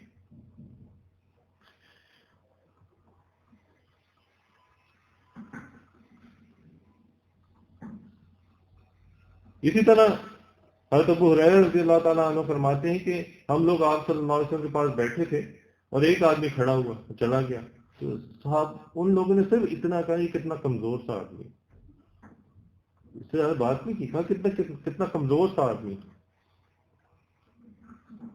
تو حضور صلی اللہ علیہ وسلم نے فرمایا تم نے اپنے بھائی کی غیبت کر کے اس کا گوشت کھا لیا، اس کی برائی کر کے اس کا گوشت کھا لی.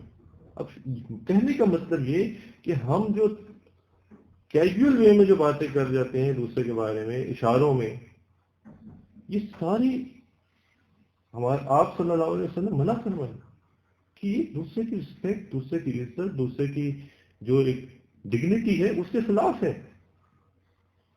اس کو آپ نہیں ضرر پہنچا سکتا، کوئی شخص اس کو ضرر نہیں پہنچا سکتا، بے شک وہ اشارے سے ہو، بے شک وہ الفاظ سے ہو، بے شک وہ ہاتھ سے ہو، بے شک وہ سوچ سے ہو، وہ کسی بھی ایکٹ سے دوسرے کو ضرر نہیں پہنچا سکتا. اب یہ بات بھی ذہن میں رہنی چاہیے کہ کسی بھی معاشرے کے اندر، جس طرح شروع میں بات کہہ دی کہ ہوگا یہی کہ ہر انسان میں اچھائی اور برائی ہوگی، یہ بات انسان اپنے ذہن کے اندر انگریو کر لے. کیونکہ ہوتا کیا ہے، انسان آئیڈیل سوچتا ہے کہ نہیں اس کو ایسا ہونا چاہیے، اس کو ایسا ہونا چاہیے. جب اس کے اگینسٹ ہوتا ہے تو انسان کو غصہ آ جاتا ہے کہ اس نے کیوں کیا ایسے، اس نے کیوں کیا، اس نے کیوں کیا، اس کو ایسے نہیں کرنا چاہیے تھا. یہ ذہن میں بٹھا لے کہ برائی ہر انسان میں ہوگی، ہاں کسی میں کم ہوگی، کسی میں زیادہ ہوگی. اب برائی یا تو انسان کو پتہ ہے یا نہیں پتہ. یعنی ایک شخص مجھے ملا، اب اس کی کچھ باتیں پتہ ہے، مجھے کچھ نہیں پتہ. اگر پتہ ہے تو اب اس کے سامنے کہنا بھی منع ہے کہ تم ایسے تم ایسے. ہاں اصلاح کے لیے تو کہہ سکتے، لیکن تالے نہیں دے سکتا تم ایسے ہو تم ایسے. اور اس کی ایبسنس میں نہیں کہہ سکتا کہ فلاں شخص ایسا ہے فلاں شخص ایسا، وہ غیبت ہے. اب اگر مجھے نہیں پتا، یعنی کہ دوسری سچویشن کیا مجھے پتا نہیں، اب میں پروب کروں، میں کسی کی ٹھو میں لگ جاؤں، جاسوسی شروع کر دوں، اس کے اندر کیا برائی ہے؟ تو یہ بھی اللہ تعالیٰ نے حرام کرا. قرآن پاک میں اللہ نے کہا ولا تجسسوا، دوسرے کی برائی کی تلاش میں نہ لگو. ایک بار مدینہ منورہ میں کچھ مسافر آ کے ٹھہرے، تب عمر رضی اللہ تعالیٰ عنہ ایک دن رات کو پہرا دے رہے تھے. تو اس جہاں پہ وہ ٹھہرے ہوئے تھے اس کے قریب سے گزرے، تو انہیں فیل ہوا کہ اندر پیالے میں کوئی چیز ڈالی جا رہی، اور یہ بھی فیلنگ ہوگی کہ شراب پی رہے. تو انہوں نے باہر سے آواز دی کیا اللہ کی نافرمانی ہو رہی ہے؟ اور یہ بات 2-3 بار دہرائی. تو اندر سے ایک آواز آئی کہ جی ہاں. اور اس نے بھی کیا کہ کیا اللہ کی نافرمانی ہو رہی ہے؟ کہ اللہ تعالیٰ نے آپ کو ایسا کرنے سے کہ گھروں کے اندر کے معلومات حاصل کرنے سے منع فرمایا. یہ جاسوسی ہے، تجسس ہے. اللہ نے کہا ہے ولا تجسس. تو ہم گناہ کر رہے ہیں تو آپ بھی گناہ کر رہے ہیں. اور یہ جب ان کو جواب سنا تو حضرت عمر رضی اللہ تو خاموشی سے وہاں سے چلے.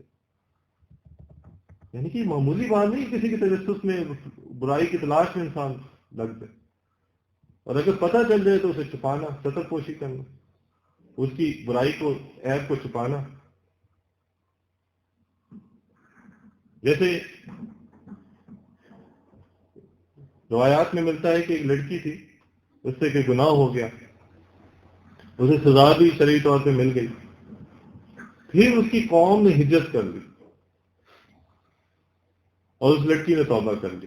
یعنی کہ گناہ سے توبہ کر لی اور قوم ہجرت کر کے دوسری طرف چلی گئی اور نارمل اور اچھی دینی زندگی گزارنی شروع ہو گئی. اب ہوا یہ کہ مین وائل اس کا رشتہ ہے. اب وہاں پہ اس کے جو چچا تھے وہ سوچ میں پڑ گئے، ان کے ذہن میں کوسچن ارائز ہوا کہ یہ جو میری اس سے گناہ بھی ہوا ہے، تو اب ان رشتے والوں کو بتا دوں یا نہ بتاؤں. وہ توبہ کر چکی ہے، یعنی کہ معاملہ اب ختم ہو چکا ہے، توبہ کر چکی ہے، اس کو شرعی طور پر سزا بھی مل چکی ہے. اب اس کو بتانا چاہیے یا نہیں بتانا چاہیے؟ تو وہ حضرت عمر رضی اللہ تعالیٰ سے مشورہ کرنے گئے کہ آپ ہمیں گائیڈ کریں اس معاملے میں، اس کو بتا دیں یا نہ بتائیں. تو حضرت عمر رضی اللہ تعالیٰ نے فرمایا بالکل نہ بتاؤ، اور اس کی ایسی شادی کرو جیسے تم اپنی نیک اور بھولی بھالی لڑکیوں کی کرتے. اس کے عیب کو چھپاؤ. اگر اس نے توبہ کر لی ہے، ایک شخص توبہ کر لے اور اس کو جو سزا ملنے سے مل چکی ہے وہ نلیفائی ہو گیا گناہ، وہ اللہ کے ہاں بھی نلیفائی ہو گیا. توبہ کہتے ہی اس چیز کو جو نلیفائی ہو جائے. صحابہ جو حضرت عمر رضی اللہ تعالیٰ عنہ کے ہم واقعات پڑھ رہے ہیں، یہ کس نیت سے آپ صلی اللہ علیہ وسلم کے پاس گئے تھے؟ قتل کرنے کی نیت سے. اور بعد میں ان کو وہ مقام مل رہا ہے کہ وہ کہا کہ جو اگر میرے بعد کوئی نبی ہوتا وہ حضرت عمر رضی اللہ تعالیٰ عنہ. تو پہلی زندگی اگر توبہ کر چکا انسان وہ ختم ہو گئی. کبھی انسان دوسرے کو یہ نہیں کہہ سکتا کہ یہ تم نے یہ گناہ کیا. اور حدیث پاک میں آتا ہے، روایات میں آتا ہے، اگر کوئی کہہ دے کسی شخص کو غصے میں آ کے تم تو ایسے ہو، تم تو ایسے ہو، تم نے پہلے یہ گناہ کیا، پتہ ہے اس نے توبہ کر لی ہے، تو اتنے سخت آپ صلی اللہ علیہ وسلم نے کہا کہ اللہ تعالیٰ کو اتنی اس پہ غصہ آتا ہے کہ جب تک وہ خود اس گناہ میں مبتلا نہیں ہوتا وہ اسے موت نہیں آتی۔ میں دوسرے کو اس نے گناہ سے توبہ کر لیا اور میں اس کو آڑ دلاؤں کہ تم تو ایسے تھے، تم نے یہ گناہ بھی کیا ہوا، اب اللہ تعالیٰ اس سے وہ گناہ کراتے ہیں کہ تم حقیق سمجھتے ہو اسے، آج تم جو بچے ہوئے ہو گناہ سے وہ تمہارا کوئی کمال ہے، اللہ تعالیٰ نے خود کی رحمت سے تم بچے ہوئے، تو کیسے تم دوسرے پہ انگلی اٹھا سکتے ہو کہ یہ گناہ کرتا ہے؟ اللہ تعالیٰ تم سے اپنی رحمت کھینچ لے تو تم اس سے بڑے گناہوں میں مبتلا ہو۔ ایک مسلمان کو حقیر جاننا یہ بہت بڑا گناہ، اور یہ بھی روایات میں بک مینشن ہے بات کہ ایک بار ایک شخص تھا بہت نیک، بیٹھا عبادت کرتا تھا، تو ایک گنہگار شخص تھا، بڑے بڑے گناہ کرتا تھا، اس کے ذہن میں آیا کہ میں اس کی کمپنی میں کچھ بیٹھتا ہوں کہ شاید مجھ پہ کوئی اثر ہو جائے، میری عادات ٹھیک ہو جائے، اس پاس جا کے بیٹھ گیا، اس کی نیکی کا اثر مجھ پہ بھی پڑے۔ اب اس شخص کے ذہن میں آیا جو عبادت گزار تھا، یہ کیوں میرے پاس آ کے بیٹھ گیا، اس کی وجہ سے کہ اللہ کا عذاب مجھ پہ بھی نہ آ جائے۔ اب اس کے ذہن میں کیا ہے گنہگار کی کہ میں اس کے پاس جا رہا ہوں کہ اس کی نیکی کا اثر مجھ پہ پڑے، وہ سوچ رہا ہے اس کے گناہ کا وبال نہ مجھ پہ پڑ جائے۔ اللہ تعالیٰ نے وقت کے نبی پہ وحی کی دونوں سے کہو کہ گنہگار کے گناہ ختم، نیک بندے کی نیکیاں ختم، دونوں بالکل نئے سرے سے اعمال شروع کریں، اس کی اچھے گمان کی وجہ سے اس کے برے گمان کی وجہ سے، یعنی کہ حقیق جان دی ایک شخص اس گناہ کی وجہ سے، تو تم جو اگر نیک ہو تو تمہارا اس میں کیا کمال، یہ اللہ کی رحمت ہے کہ تمہیں گناہوں سے بچایا، وہ اس پہ بھی ہو سکتی، موت سے پہلے اس پہ ہوگی، وہ پاکسا ہو جائے گا، اس کے گناہ معاف ہو جائیں گے۔ میں کیسے دوسرے کو حقیق سمجھ سکتا ہوں، اور میں کیسے اپنے بارے میں یہ گارنٹی دے سکتا ہوں کہ میں اگر کوئی نیکی مجھ میں ہے تو وہ قائم رہے گی موت تک؟ کتنے لوگ ہسٹری کے اندر گزرے کہ نیک صالح تھے، ایسی ان سے غلطی ہوتی ہے اللہ کی نظر سے گر جاتا ہے۔ تو ایک مسلمان کو حقیق جاننا یہ بہت بڑا جرم ہے اللہ کے نزدیک۔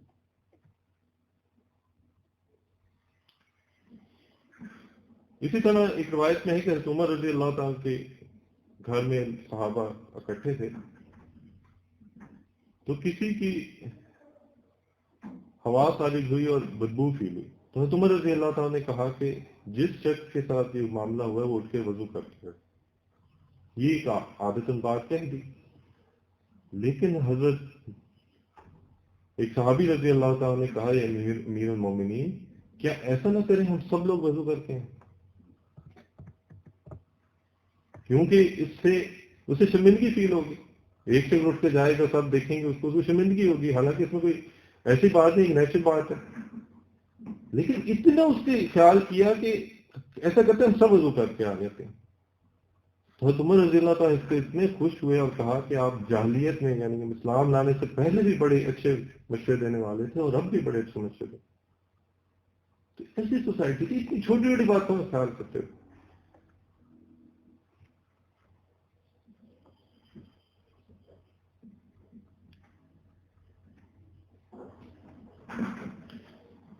حضرت ابو دردہ رضی اللہ تعالیٰ عنہ کے پاس ایک آدمی آیا، وہ ایک آدمی کے پاس سے گزرے، صحابی رسول ہیں بڑے مشہور، اور اس شخص سے جس کے پاس سے گزرے اس سے بھی گناہ ہو چکا تھا اور لوگ اسے برا بھلا کہہ رہے تھے، تو حضرت ابو دردہ رضی اللہ تعالیٰ نے کہا لوگوں سے کہا کہ یہ تو مجھے بتاؤ کہ اگر تمہیں یہ آدمی کسی کنویں میں گرا ہوا ملتا تو تم کیا کرتے؟ سمجھانے کے لیے اس طرح بات کی، اگر یہ کسی کنویں میں گرتا تم اسے کیا کرتے؟ تو کہتے اس کو نکال دیتے۔ تو حضرت ابو دردہ رضی اللہ عنہ نے کہا کہ تم اسے برا بھلا نہ کہو، اللہ کا شکر ادا کرو کہ اس نے تمہیں گناہوں سے بچا رکھا ہے۔ تو لوگوں نے کہا کہ کیا آپ کو اس کے گناہ کی وجہ سے نفرت نہیں ہو رہی؟ آپ جو ہمیں کہہ رہے ہیں کہ اسے نفرت نہ کریں، اسے برا بھلا نہ کہیں، کہ یہ جیسے فزیکلی گرتا ہم اسے نکال لیتے، تو اب اگر یہ مورلی گر گیا ہے یا روحانی طور پہ گر گیا ہے تو تب بھی اس کی ہیلپ کر کے اس کو نکال لیں، تو آپ کراہت نہیں آ رہی سے گناہ کی وجہ سے؟ تو انہوں نے فرمایا مجھے اس کے برے عمل سے نفرت ہے، جب یہ اسے چھوڑ دے گا تو یہ میرا بھائی بن جائے. کہ ہاں اس کا ایکٹ مجھے برا لگتا ہے لیکن وہ مجھے برا نہیں لگتا.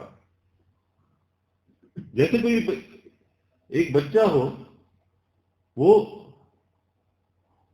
کر دیتا ہے مطلب گن میں لپٹ جائے اس سے گندا ہو جائے تو ماں کیا کرتی ہے؟ اسے نفرت تھوڑی شروع کر دیتی ہے. وہ جاتی ہے اس کو صاف کرتی ہے پھر وہ ویسے اس کو اپنے گلے سے لگا.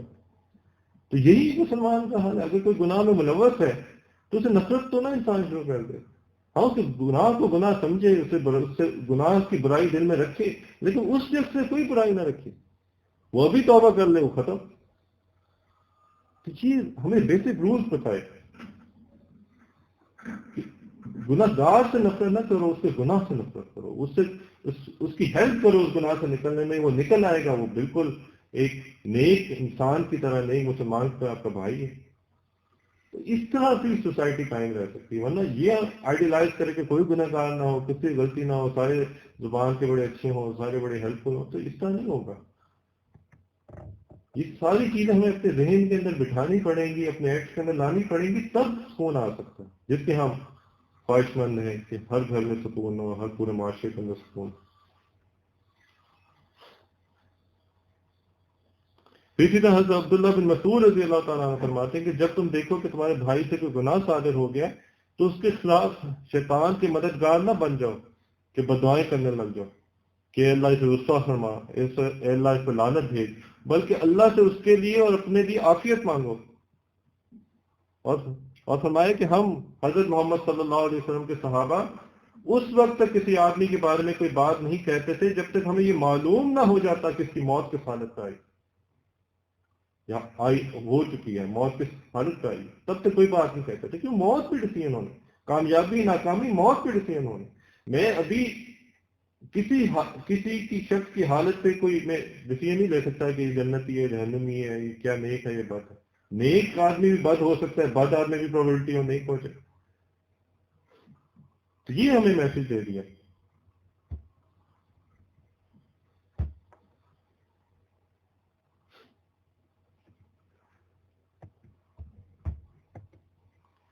اور اسی طرح ظاہر میں بھی نہیں اور سینے کے اندر بھی کسی کے بارے میں برائی نہ رکھیں. کیونکہ ظاہر میں تو تب ہی آتی ہے جب سینے کے اندر کوئی بغض ہوتا ہے، جو ذہن کے اندر وہ خیال ہوتا ہے کہ ایسا ہے ایسا. جیسے فیل ہونا کسی کے بارے میں، جس کے بارے میں تھوڑی برائی ہو رہی ہے، فوراً اس کو نکالیں، استغفار خود کریں. کیوں آ رہی ہے اس کی برائی؟ تو obviously برائی آئے گی، اس کو جگہ دے دی ذہن کے اندر یا سینے کے اندر، وہ ملٹیپلائی کرے گی. کیا ہوگا؟ اس کی حقارت آئے گی، برا آدمی ہے. وہ کبھی زبان سے بھی نکل جائے گا، اس کے سامنے بھی نکل سکتا ہے، دل توڑے گا، اس کے پیچھے بھی نکل سکتا ہے، ایبسنس میں بھی نکل سکتا ہے، زبان سے اس کی غیبت ہو جائے گی. اصل چیز جو اصلاح کرنے کی ہے، ذہن صاف کرے، اپنا ذہن صاف کرے. مجھے کیا دوسرے کی اتنی پریشانی ہے کہ وہ اس کی ہر بات میں اپنے ذہن کے اندر بٹھا لے. تو ہاں اس کی اصلاح کرنے کی فکر کروں، لیکن اس کو اس کے ذہن میں اتنا فارغ ہے میرا ذہن کہ میں دوسروں کی برائیاں ہی ڈھونڈتا پھروں.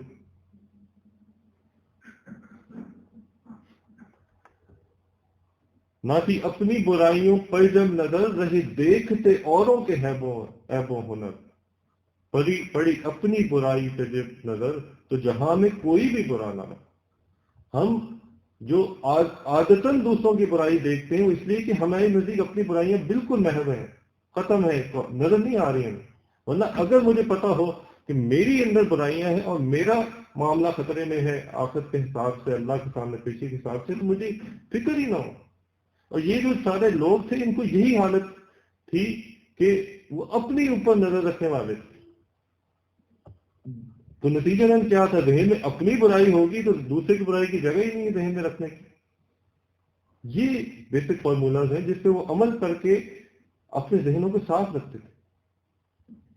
اسی طرح روایت میں آتا ہے کہ حضرت انس رضی اللہ تعالیٰ عنہ فرماتے ہیں کہ ہم لوگ حضور صلی اللہ علیہ وسلم بیٹھے ہوئے تھے، تو حضور صلی اللہ علیہ وسلم نے فرمایا کہ ایک شخص کبھی آئے گا، وہ جنتی ہے.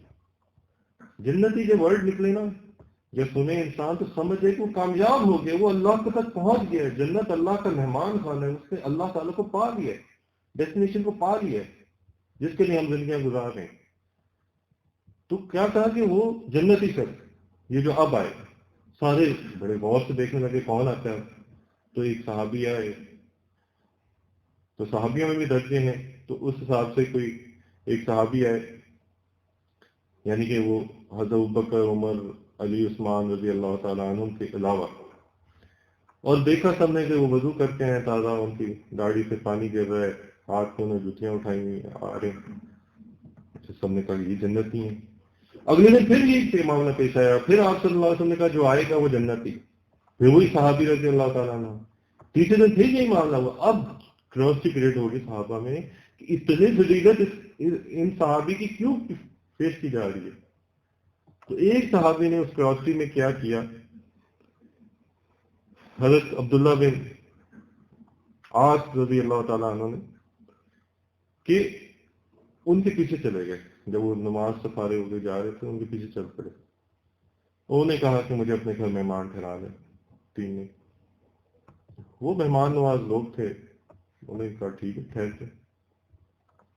جب وہ ٹھہرے تو اصل ان کا ایم تھا کہ ان کی میں زندگی دیکھوں یہ کرتے کیا ہیں۔ اب ان کی زندگی جو انہوں نے ذکر کی کہ جب رات کو ان کی آنکھ کھل جاتی تو بستر پر اپنی کورٹ بدلتے اور تھوڑا سا ذکر کر لیتے، اللہ اکبر کہتے، اور پھر فجر کی نماز کے لیے بستر سے اٹھتے، اور یہ نوٹ کیا کہ جب کوئی بات کرتے ہیں تو اس طرح کی برائی اس میں شامل نہیں ہوتی، اچھی باتیں ہی ہوتی ہیں۔ تو اس طرح کی ایک لائف ہے جو نماز پڑھ رہے ہیں، تھوڑا بہت ذکر کر رہے ہیں، اور خیر کی بات ہی زبان سے نکل رہی۔ اب انہوں نے کہا کہ یہ چیزیں تو ہماری سوسائٹی میں آلموسٹ ہر شخص کے اندر، اب خاص بات کیا ہے کہ ان کے بارے میں کہا کہ جنتی شخص، اب وہ سوسائٹی کا بھی اندازہ ہوتا ہے کہ سوسائٹی کہتی ہے، وہ خود کہہ رہے ہیں کہ یہ باتیں تو عام ہے ہماری سوسائٹی میں، کہ اس سوسائٹی میں خیر ہی خیر تھی، یعنی زبان سے برائی نکلتی نہیں تھی، اس سوسائٹی کے اندر نماز عام معمول کی چیز تھی، ذکر اللہ عام معمول کی چیز تھی۔ تو وہ حیران تھے کہ کیا خاص بات ہے۔ تو تیسرے دن انہوں نے ڈسکلوز کیا کہ دیکھیں میں 3 دن آپ کے مہمان رہا، میرا مقصد یہ تھا کہ آپ کی زندگی کو دیکھوں، کیونکہ آپ کے بارے میں آپ صلی اللہ علیہ وسلم نے یہ بشارت دی ہے کہ آپ جنتی ہیں، تو مجھے تو آپ کی زندگی میں کوئی خاص بات نظر نہیں ہے، کوئی خاص بات نظر نہیں۔ یہ ان کے نزدیک عام باتیں تھی کہ زبان سے خیر کی بات نکالنا، اللہ کی یاد میں بیٹھنا، نمازیں پڑھنا۔ تو انہوں نے کہا زندگی تو میری یہی ہے جو تم نے دیکھی، میں کوئی اس سے علاوہ تو خاص بات نہیں ہے۔ لیکن جب وہ جانے لگے، جو مہمان بن کے آئے تھے، تو انہوں نے ان کو بتلایا کہ ہاں ایک بات میں خصوصی طور پہ کرتا ہوں، وہ کیا ہے کہ میں اپنے سینے میں کبھی کسی مسلمان بھائی کی برائی نہیں آنے دیتا، میرا سینہ بے کینہ ہوتا ہے، کینوں سے پاک، برائیوں سے پاک، یہ میں خاص طور پہ کرتا ہوں، اگر آتی بھی اس کو نکالتا ہوں اپنے کہ یہ سینہ صاف رہے، یہ میں ایک عمل کرتا ہوں، اور غالباً اسی عمل کی وجہ سے مجھے آپ صلی اللہ علیہ وسلم نے بشارت دی۔ تو اس کی وجہ یہی ہے کہ یہ کوئی معمولی بات نہیں ہے، مسلمانوں کی سوسائٹی میں ایک دوسرے کی برائی نہ کرنا، ان کو چھپانا، ان کی رسپیکٹ کا خیال کرنا۔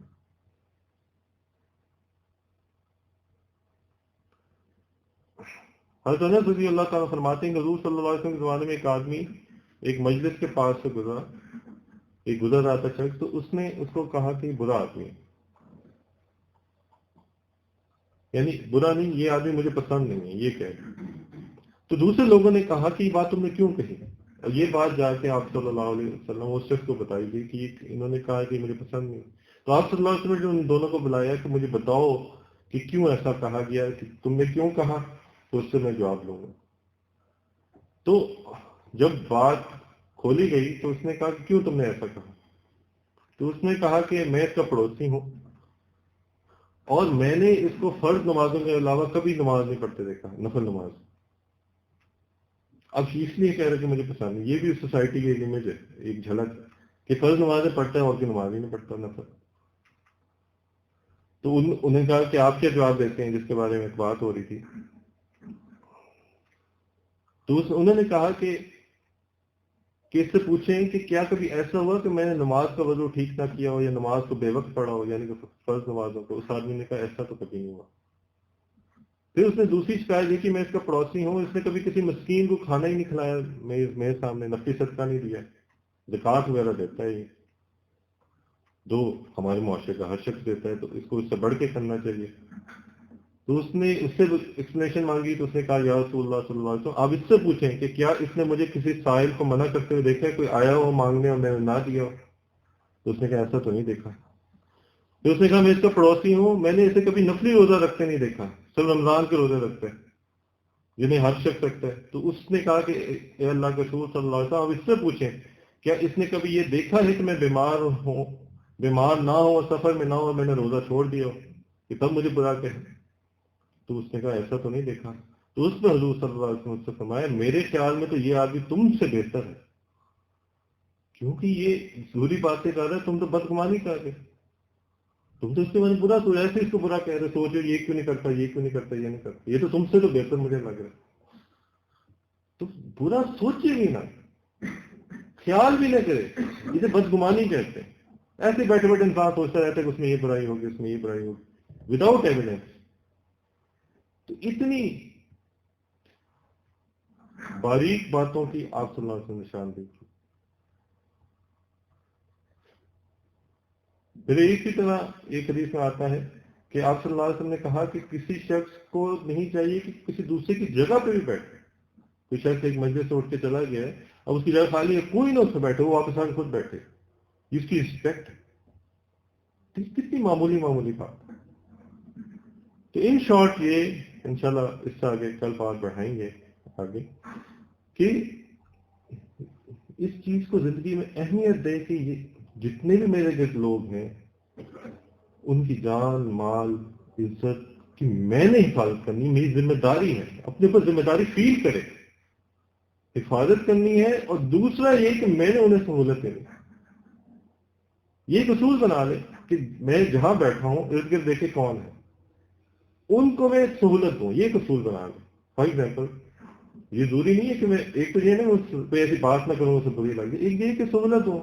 ایسے اسے کہوں آپ پانی پئیں گے، وہ دل خوش ہو جائے گا. اس طرح کی عادت ڈیولپ کرے، اس کو سہولت پہنچانے کی سوچے کہ میں اسے کیسے فرسٹریٹ کروں. بیٹھا اس کو تکیہ رہے اس پہ ٹیک لگا لیں. سوچ تو یہ ہونی چاہیے. یہ ایک زاویہ ہے. اور دوسرا زاویہ کیا کہ میں اس کو نقصان کیسے بچاؤں، اس کو میں کیسے لیٹ ڈاؤن کروں، اس کے کیسے میں اس کی برائی کروں، اس دوسروں کو برائیوں میں بچاؤں. یہ کہاں دوسری اسٹریم اور کہاں یہ. تو سوچنے کی بات ہے. انسان سوچے گا نہیں تو کبھی امپروومنٹ نہیں آ سکتی. تو اللہ تعالیٰ سے دعائیں بھی کرنی چاہیے. اب مسئلہ یہ ہے کہ ہو سکتا ہے اس معاشرے میں اگر یہ بات کی جائے تو بہت سارے لوگ کہیں کہ اس چیزوں کو پتہ ہے ہمیں کہ نہیں دوسرے کے ساتھ برا کرنا چاہیے. پھر وہ کیوں رہے کوشچن غیر تو ہوتا کیوں ہے؟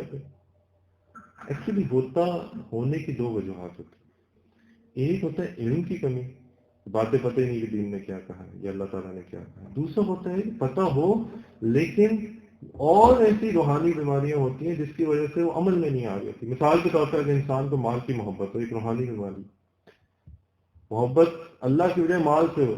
اب انسان کے اندر یہ ایسی بیماری ہے کہ وہ یہ سوچتا ہی نہیں کہ مجھے اس دوسرے کے ساتھ کیا معاملہ کرنا چاہیے. وہ کہتے بس مال آئے مجھے، وہ دھوکہ دینا پڑے، وہ جھوٹ بولنا پڑے، وہ دوسرے کو دکھ پہنچ جائے، دوسرے کو تکلیف پہنچ جائے، وہ کرتے رہتے ہیں. اسی طرح غصہ ایک روحانی بیماری ہے. اس ساری باتیں پتہ ہونے کی وجہ سے جب غصہ عروج پہ ہوتا ہے، غصہ بھڑکتا ہے تو انسان دوسرے کو نقصان دینے کی سوچتا ہے. زبان غلط استعمال، ہاتھ پہ غلط استعمال، سب باتیں پتہ. تو یہ جو روحانی بیماریاں ہیں یہ کاز بن جاتی ہیں علم کے باوجود ان سارے رولز کو توڑنے کا. تو اس لیے اللہ تعالیٰ نے ہمیں یا صلی اللہ علیہ وسلم نے دو چیزیں ہمیں بتائی، علم اور ذکر. کیونکہ یہ فرما دیا کہ انسان کے جسم میں ایک لوتھڑا ہے، ایک چیز ہے، اگر وہ بگڑتی ہے انسان بگڑتا ہے. وہ جان لو اس کا قلب، اگر وہ سنورتی ہے تو انسان سنورتا ہے. تو قلب کو فرمایا کہ یہ وہ چیز ہے روحانی قلب کہ اگر یہ سنور جائے تو انسان سنور جاتا ہے. تو اس کو سنوارنے کے لیے دوسری حدیث میں فرمایا جس کا مفہوم ہے کہ اس قلب کو سنوارنے کے لیے یہ اللہ کی یاد و ذکر ہے. ہر چیز کو صاف کرنے کی ایک چیز ہوتی ہے، وہ دل کو صاف کرنے کی چیز اللہ کی یاد، اللہ کا ذکر. تو اللہ کی یاد کرنا. اب یاد دو طرح سے کی جا سکتی ہے، ذکر دو طرح سے کیا جا سکتا ہے، ایک زبان سے تسبیحات نماز وغیرہ، اور ایک قلب سے. حدیث پاک میں آتا ہے، صحیح بخاری کی روایت ہے کہ تم محفل میں میرا ذکر کرو، میں تم سے بہتر محفلوں میں ذکر کروں گا، تم دل میں ذکر کرو، میں بھی کروں گا. اب قلب کا ذکر ایک پورا آئیڈینٹی ہے. تو ہمارے مشائخ اس روحانی بیماریوں کا علاج یہی بتاتے ہیں کہ اس قلبی ذکر کو کرو تو تمہاری یہ روحانی بیماریاں، غصہ، مال کی محبت، شہوت، جو کہ لیڈ کرتی ہیں معاشرے کے اندر خرابی کا، دوسرے کے حقوق پامال کرنے کا، یہ ختم ہو جائیں گی، کنٹرول میں آ جائیں گی. تو الٹیمیٹلی تمہارا علم تمہیں فائدہ دے گا، نالج تمہیں فائدہ دے گا. جو دین کا جو یہ ذکر، جو روحانی بیماریاں ہرڈل بنی ہوئی ہے، یہ ختم ہوگی، علم کا فائدہ تمہیں ملنا شروع ہو جائے. تو یہ دونوں چیزیں ساتھ ساتھ ہیں. آپ صلی اللہ علیہ وسلم کی جو بعثت کے مقاصد قرآن نے ذکر کی وہ یہی تھے، یعلمہم الکتاب والحکمہ ویزکیہم، تعلیم بھی اور تزکیہ بھی. تو یہ دونوں ساتھ ہوں گے، یہ دو پہیے ہیں اللہ تک جانے کے. صرف علم ہو تو تکبر بھی آ جاتا ہے، اور اس کی وجہ سے تکبر کی وجہ سے غصہ بھی آتا ہے، دوسروں کو لیٹ ڈاؤن بھی انسان کرتا ہے. ایسا بھی ہوتا ہے. تو دونوں جب تک ساتھ نہیں ہوں گی تو بیلنس نہیں رہے گا. تو بیلنس رکھنے کی ضرورت ہے. تو ذکر کو سیکھنا، اس کو کرنا، اس میں انسان کی صفائی ہوتی ہے، اور وہ جو علم ہے وہ پریکٹس میں آ جاتا ہے.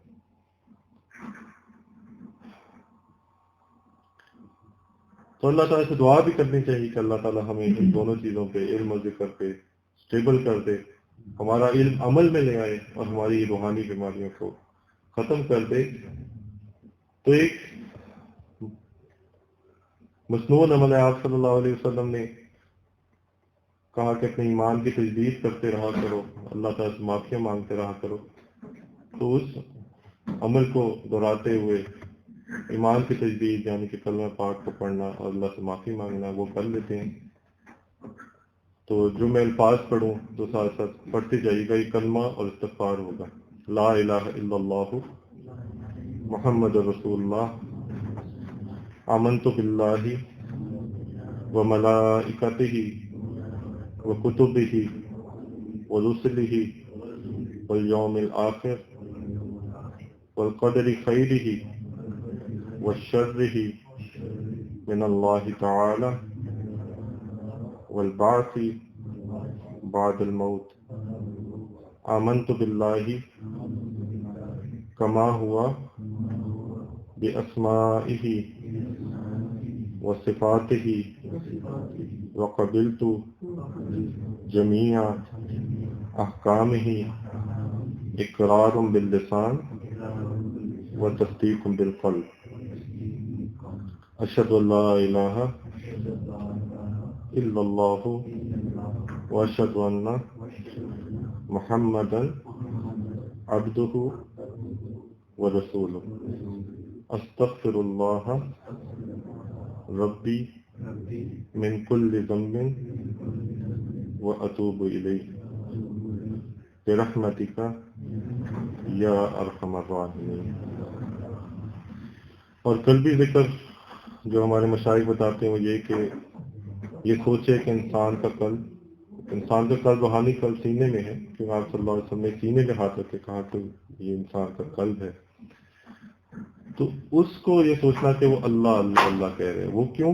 اس لیے کیونکہ قرآن پاک میں آتا ہے وَاذْكُرِ اسْمَ رَبِّكَ، کہ ذکر کرو اللہ کے نام کے ساتھ. اللہ کا نام ذاتی کیا ہے؟ اللہ. صفاتی نام بہت ہیں، ذاتی نام اللہ. تو قرآن نے کہا وَاذْكُرِ اسْمَ رَبِّكَ، اللہ کے نام کا ذکر کرو. اور پھر ایک جگہ کہا وَاذْكُرْ رَبَّكَ فِي نَفْسِكَ، اپنے رب کا ذکر کرو اپنے نفس میں، جی میں، دل میں. تو اس سے کیا ہوگا کہ اللہ نے کہا وَتَبَارَكَ اسْمُ رَبِّكَ، کہ اللہ کا نام برکت والا. تو اللہ کے نام کی برکتیں ظاہر ہوتی ہیں، وہ جو ذکر کی وجہ سے انسان کے اندر سے وہ میل کچیل، دنیا کی محبت، غیر کی محبت وغیرہ وغیرہ وہ نکلنا شروع ہو جاتا ہے. تو یہ ایک طریقہ مشائخ نے بتایا. تو اس کے لیے فوکس کرنے کے لیے کہ وہ اللہ اللہ اللہ کر رہے، فوکس کرنے کے لیے آنکھوں کو بند کیا جاتا ہے. وہ شرط نہیں ہے، لیکن اگر وہ فوکس بہتر ہو جاتا ہے اگر آنکھوں کو بند کر لی جائے، تھوڑی دیر یہ عمل کر لیں تو اس کا انشاءاللہ برکتیں آپ لوگ خود دیکھیں گے اگر آپ اس کو ریگولر کریں گے. آنکھوں کو بند کر لیں، سب کو جھکا لیں، جو کچھ دنیا میں اسے ہٹ کٹ کے اللہ کی یاد میں ڈوب جائیں، اور یہ سوچیں کہ قرآن پاک کی اس آیت پر عمل کر رہا ہوں، وَاذْكُرْ اسْمَ رَبِّكَ وَتَبَتَّلْ إِلَيْهِ تَبْتِيلًا، کہ اللہ کے نام کو یاد کرو اور ہر چیز سے ہٹ کٹ کے اس کے ذکر کرو۔ تو تھوڑی دیر اپنی فوکس ذہن کی سوچیں، یہ دل پہ لے جائیں اور یہ سوچیں کہ دل اللہ اللہ اللہ کہہ رہا ہے، نہ زبان سے کچھ کرنا ہے نہ کان سے کچھ، یہ سب سوچ کا عمل ہے۔ جیسے کوئی آواز انسان باہر سے سن رہا ہوتا ہے، اسی طرح اپنے دل کی آواز سنیں۔ تو حدیث پاک میں آتا ہے جیسا انسان گمان کرتا ہے ویسے اس کے ساتھ معاملہ کر دیا جاتا ہے۔ تو جب انسان یہ گمان کرتا ہے تو اللہ کی رحمت آتی ہے، اور الٹیمیٹلی وقت آتا ہے کہ اللہ کی رحمت سے ایسا ہوتا بھی ہے کہ انسان واقعی ایک آواز اپنے دل سے سننا شروع کر دیتا ہے اللہ کی ذکر کی۔ تو تھوڑی دیر کے لیے اپنی توجہ اپنے قلب پہ لے جائیں، سینے پہ، اور سوچ اپنے قلب کی طرف متوجہ کریں۔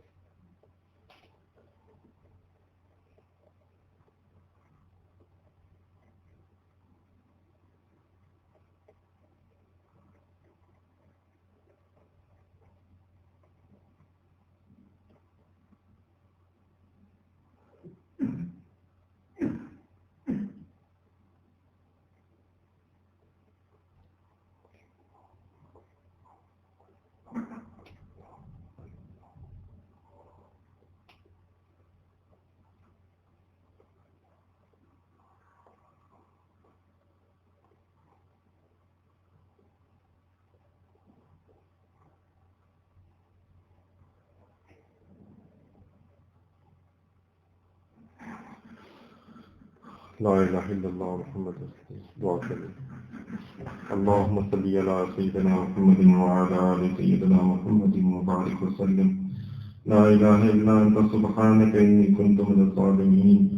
یا اللہ پاک، آپ ہی دونوں جہانوں کے مالک ہیں، خالق ہیں، تمام تعریفیں، تمام بڑائیاں، تمام عظمتیں، تمام خوبیاں، تمام اونچائیاں آپ کے لیے ہیں۔ یا اللہ پاک، آپ نے رحمت کا معاملہ فرمایا کہ ماں کی گود میں ہمیں کلمہ نصیب فرما دیا۔ یا اللہ پاک، ایمان آپ نے ہمیں وراثت میں نصیب فرما دیا۔ یا اللہ پاک، ہمیں اس کے لیے کوئی قربانی دینی نہیں پڑی، کوئی یا اللہ پاک تکلیف اٹھانی نہیں پڑی، آپ کی رحمت ہے، فضل ہے۔ یا اللہ پاک، محض اپنے لطف و کرم سے یا اللہ پاک ہمیں حقیقی مومنانہ صفات کو نصیب فرما دے۔ یا اللہ پاک، یا اللہ پاک، ایک عمر کا حصہ گزر چکا، بال سفید کر بیٹھے اور دل کو سیاہ کر بیٹھے۔ یا اللہ پاک، عمر کا حصہ گزر چکا کہ سجدوں میں جا کے سبحان ربی الاعلیٰ کہتے رہے، لیکن زندگی کے اندر، دل کے اندر اعلیٰ کچھ اور ہے۔ یا اللہ پاک، عرصہ گزر بیٹھا کہ رکوع میں سبحان ربی العظیم کہتا رہے اور عظمت غیروں کے دل میں بسائے رکھی۔ یا اللہ پاک، اس سے محبت کے دعوے کرتے رہے، تیرے نبی صلی اللہ علیہ وسلم سے محبت کے دعوے کرتے رہے، لیکن یا اللہ پاک دل میں غیروں کی محبت بھی بسائے رکھی۔ یا اللہ پاک، یقیناً تجھ کو غیرت آئی ہوگی، غصہ آیا ہوگا، تو نے پھر بھی یا اللہ پاک رحم و کرم کا معاملہ فرمایا، ہمیں مہلت دی، موقع دیا۔ یا اللہ پاک، اپنی رحمت سے یا اللہ پاک اب ہمیں حقیقی طور پہ سچا پکا مومن بنا دے۔ یا اللہ پاک، یا اللہ پاک، ہم گھروں میں رہتے ہیں اور ہماری جان مال سے یا اللہ پاک زبان سے، ہاتھوں سے ہمارے اپنے بہن بھائیوں اور عزیزوں و اقارب کو تکلیف پہنچتی ہیں۔ یا اللہ پاک، ہم دوسروں کا دل توڑتے ہیں اور ہمیں احساس بھی نہیں ہوتا کہ ان کا دل ٹوٹ چکا، انہوں نے اس کو فیل کیا ہوگا کہ کتنے اس پہ روئے ہوں گے۔ یا اللہ پاک، ہم بالکل بے حس ہو کے اپنی زندگیاں گزارتے ہیں۔ یا اللہ پاک، ہمیں احساس نصیب فرما دے، ہمیں یا اللہ پاک محبت کرنے والے دل نصیب فرما دے۔ یا اللہ پاک، رشتوں کی قدر کرنے والے دل نصیب فرما دے۔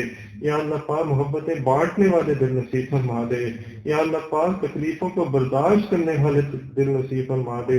یا اللہ پاک، لوگوں کی باتوں پہ صبر کرنے والا ہمیں بنا دے۔ یا اللہ پاک، لوگوں کو راحت پہنچانے والا بنا دے، لوگوں کو سکون دینے والا پہنچا دے۔ یا اللہ پاک، ہم سے بہتر تو ایک درخت ہے کہ اس کو لوگ پتھر مارتے ہیں، وہ آگے سے گھر دیتا ہے۔ یا اللہ پاک، ہمیں کوئی کچھ کہے بھی نہ تو ہم انہیں تکلیف پہنچاتے ہیں۔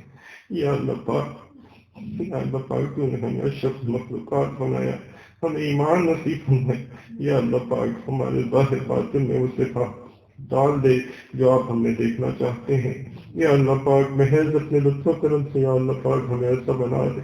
یا اللہ پاک، کتنے باپ ہیں، کتنے یا اللہ پاک والدین ہیں جو اولاد سے دکھی ہیں، کتنی اولادیں ہیں جو اپنے والدین سے دکھی ہیں، کتنی بیویاں ہیں جو اپنے شوہروں سے دکھی ہیں، کتنے شوہر ہیں جو اپنی بیویوں سے تنگ ہیں، یا اللہ پاک گھروں میں رہتے ہیں اور ایک دوسرے سے دور ہوتے ہیں، یا اللہ پاک اس دین کی برکت سے یا اللہ پاک گھروں میں محبتیں لوٹا دے، یا اللہ پاک اپنی رحمت سے معاشرے کے اندر محبتیں لوٹا دے، یا اللہ پاک تیرے دین کو نہ سیکھا نہ عمل کیا نہ اپنا تزکیہ کرنے کی کبھی محنت کی، جیسے برائیاں ہیں ویسے ہی چل رہی ہیں یا اس سے بری ہوتی جا رہی ہیں، تیرے سے ملنے کا وقت قریب آتا جا رہا ہے، اور یا اللہ پاک ہم بے حص ہو کے یا اللہ پاک نہ جانے کن سوچوں میں گم ہیں، یا اللہ اپنی رحمت سے ہمارے رخ کو ٹھیک کر دے، یا اللہ پاک ہم میں سے کوئی موت کا انکار نہیں کر سکتا، سب نے موت کو قریب یا دور دیکھنا ہے، اپنی رحمت سے یا اللہ پاک ہماری حالت کو سنوار دے، یا اللہ پاک اپنی رحمت سے یا اللہ پاک ہمارا تزکیہ فرما دے۔ خود قرآن پاک میں تو نے کہا کہ تم کبھی اپنے آپ کو صاف نہیں کر سکتے جب تک میں نہ چاہوں، اللہ پاک تیرے فضل پہ یہ بات منحصر ہے، اپنے فضل سے ہمیں ہمارے دلوں کو دھو دے، ہمارے دلوں سے کینے نکال دے، ایک دوسرے کے بغض نکال دے، ایک دوسرے کی عیب بینی کرنے کی عادت نکال دے، ایک دوسرے کو یا اللہ پاک دکھ دینے کی عادت نکال دے، ہماری زبان کی کرواہٹ کو ختم کر دے، ہماری زبان کے اندر مٹھاس لے آ، ہمارے بولوں کے اندر مٹھاس لے آ، یا اللہ پاک ہمارے عملوں کے اندر دوسروں کی راحت لے آ، یا اللہ پاک اپنی رحمت سے ان اعلیٰ اخلاق سے ہمیں محروم نہ فرما، یا اللہ پاک ہمیں آپ صلی اللہ علیہ وسلم کا سامنا کرنا ہے، وہ یا اللہ پاک ہمارے اخلاق دیکھ کے یا اللہ پاک دکھی نہ ہو، یا اللہ پاک بلکہ ہمارے اخلاق دیکھ کے خوش ہو جائے، ہمیں ایسا بنا دے، اور یا اللہ پاک جو کچھ ہو چکا اپنی رحمت سے معاف فرما دے، جو لوگوں کے دل ٹوٹ چکے ہماری وجہ سے انہیں ڈھارس دے دے، کہ یا اللہ پاک ہم دوسروں کے لیے وبال جان بنے رہے، اے اللہ اپنی رحمت سے ہمیں معاف فرما دے، اور تو اپنی رحمت سے ان کو بدلہ دے دے، ان کو خوش کر دے، یا اللہ پاک جو دنیا سے چلے گئے اپنی رحمت سے یا اللہ پاک ان کی قبروں کو جنت کا باغ بنا دے، اور ہمارے لیے یا اللہ پاک خلاصی فرما دے، یا اللہ پاک جو لوگ دکھی ہیں، پریشان ہیں، غموں میں مبتلا ہیں، اپنی رحمت سے ان کے غموں کو دور کر دے، پریشانیوں کو دور کر دے، وہ جس مرضی قسم کی ہوں، مال اولاد کی ہوں، گھر بار کی ہوں، یا اللہ پاک کاروبار کی ہوں، اپنی رحمت سے سب کو عافیت والی زندگی نصیب فرما، عافیت والی موت نصیب فرما، عافیت کے ساتھ قبر میں رہنا نصیب فرما، عافیت کے ساتھ حشر کا معاملہ فرما کے جنت الفردوس نصیب فرما دے، یا اللہ پاک جمیع اسلامی ممالک کی حفاظت فرما، خصوصاً پاکستان کی حفاظت فرما، اندرونی بیرونی خدشات سے اس کو محفوظ فرما، یا اللہ پاک اپنی رحمت سے یا اللہ پاک جو خیریں آپ صلی اللہ علیہ وسلم نے مانگی وہ خیریں نصیب فرما، ان شرور سے پناہ مانگی ان شرور سے پناہ نصیب فرما دے، یا اللہ پاک اپنی رحمت سے یا اللہ پاک ہمیں اپنے قرب کی جگہ جنت نصیب فرما دے، اور اپنی ناراضگی کی جگہ جہنم سے محفوظ فرما دے۔ ربنا تقبل منا انك انت السميع العليم وتب علينا انك انت التواب الرحيم، صلی اللہ تعالی علی خیر خلقہ محمد وآلہ وصحبہ اجمعین، وبرحمتک یا ارحم الراحمین۔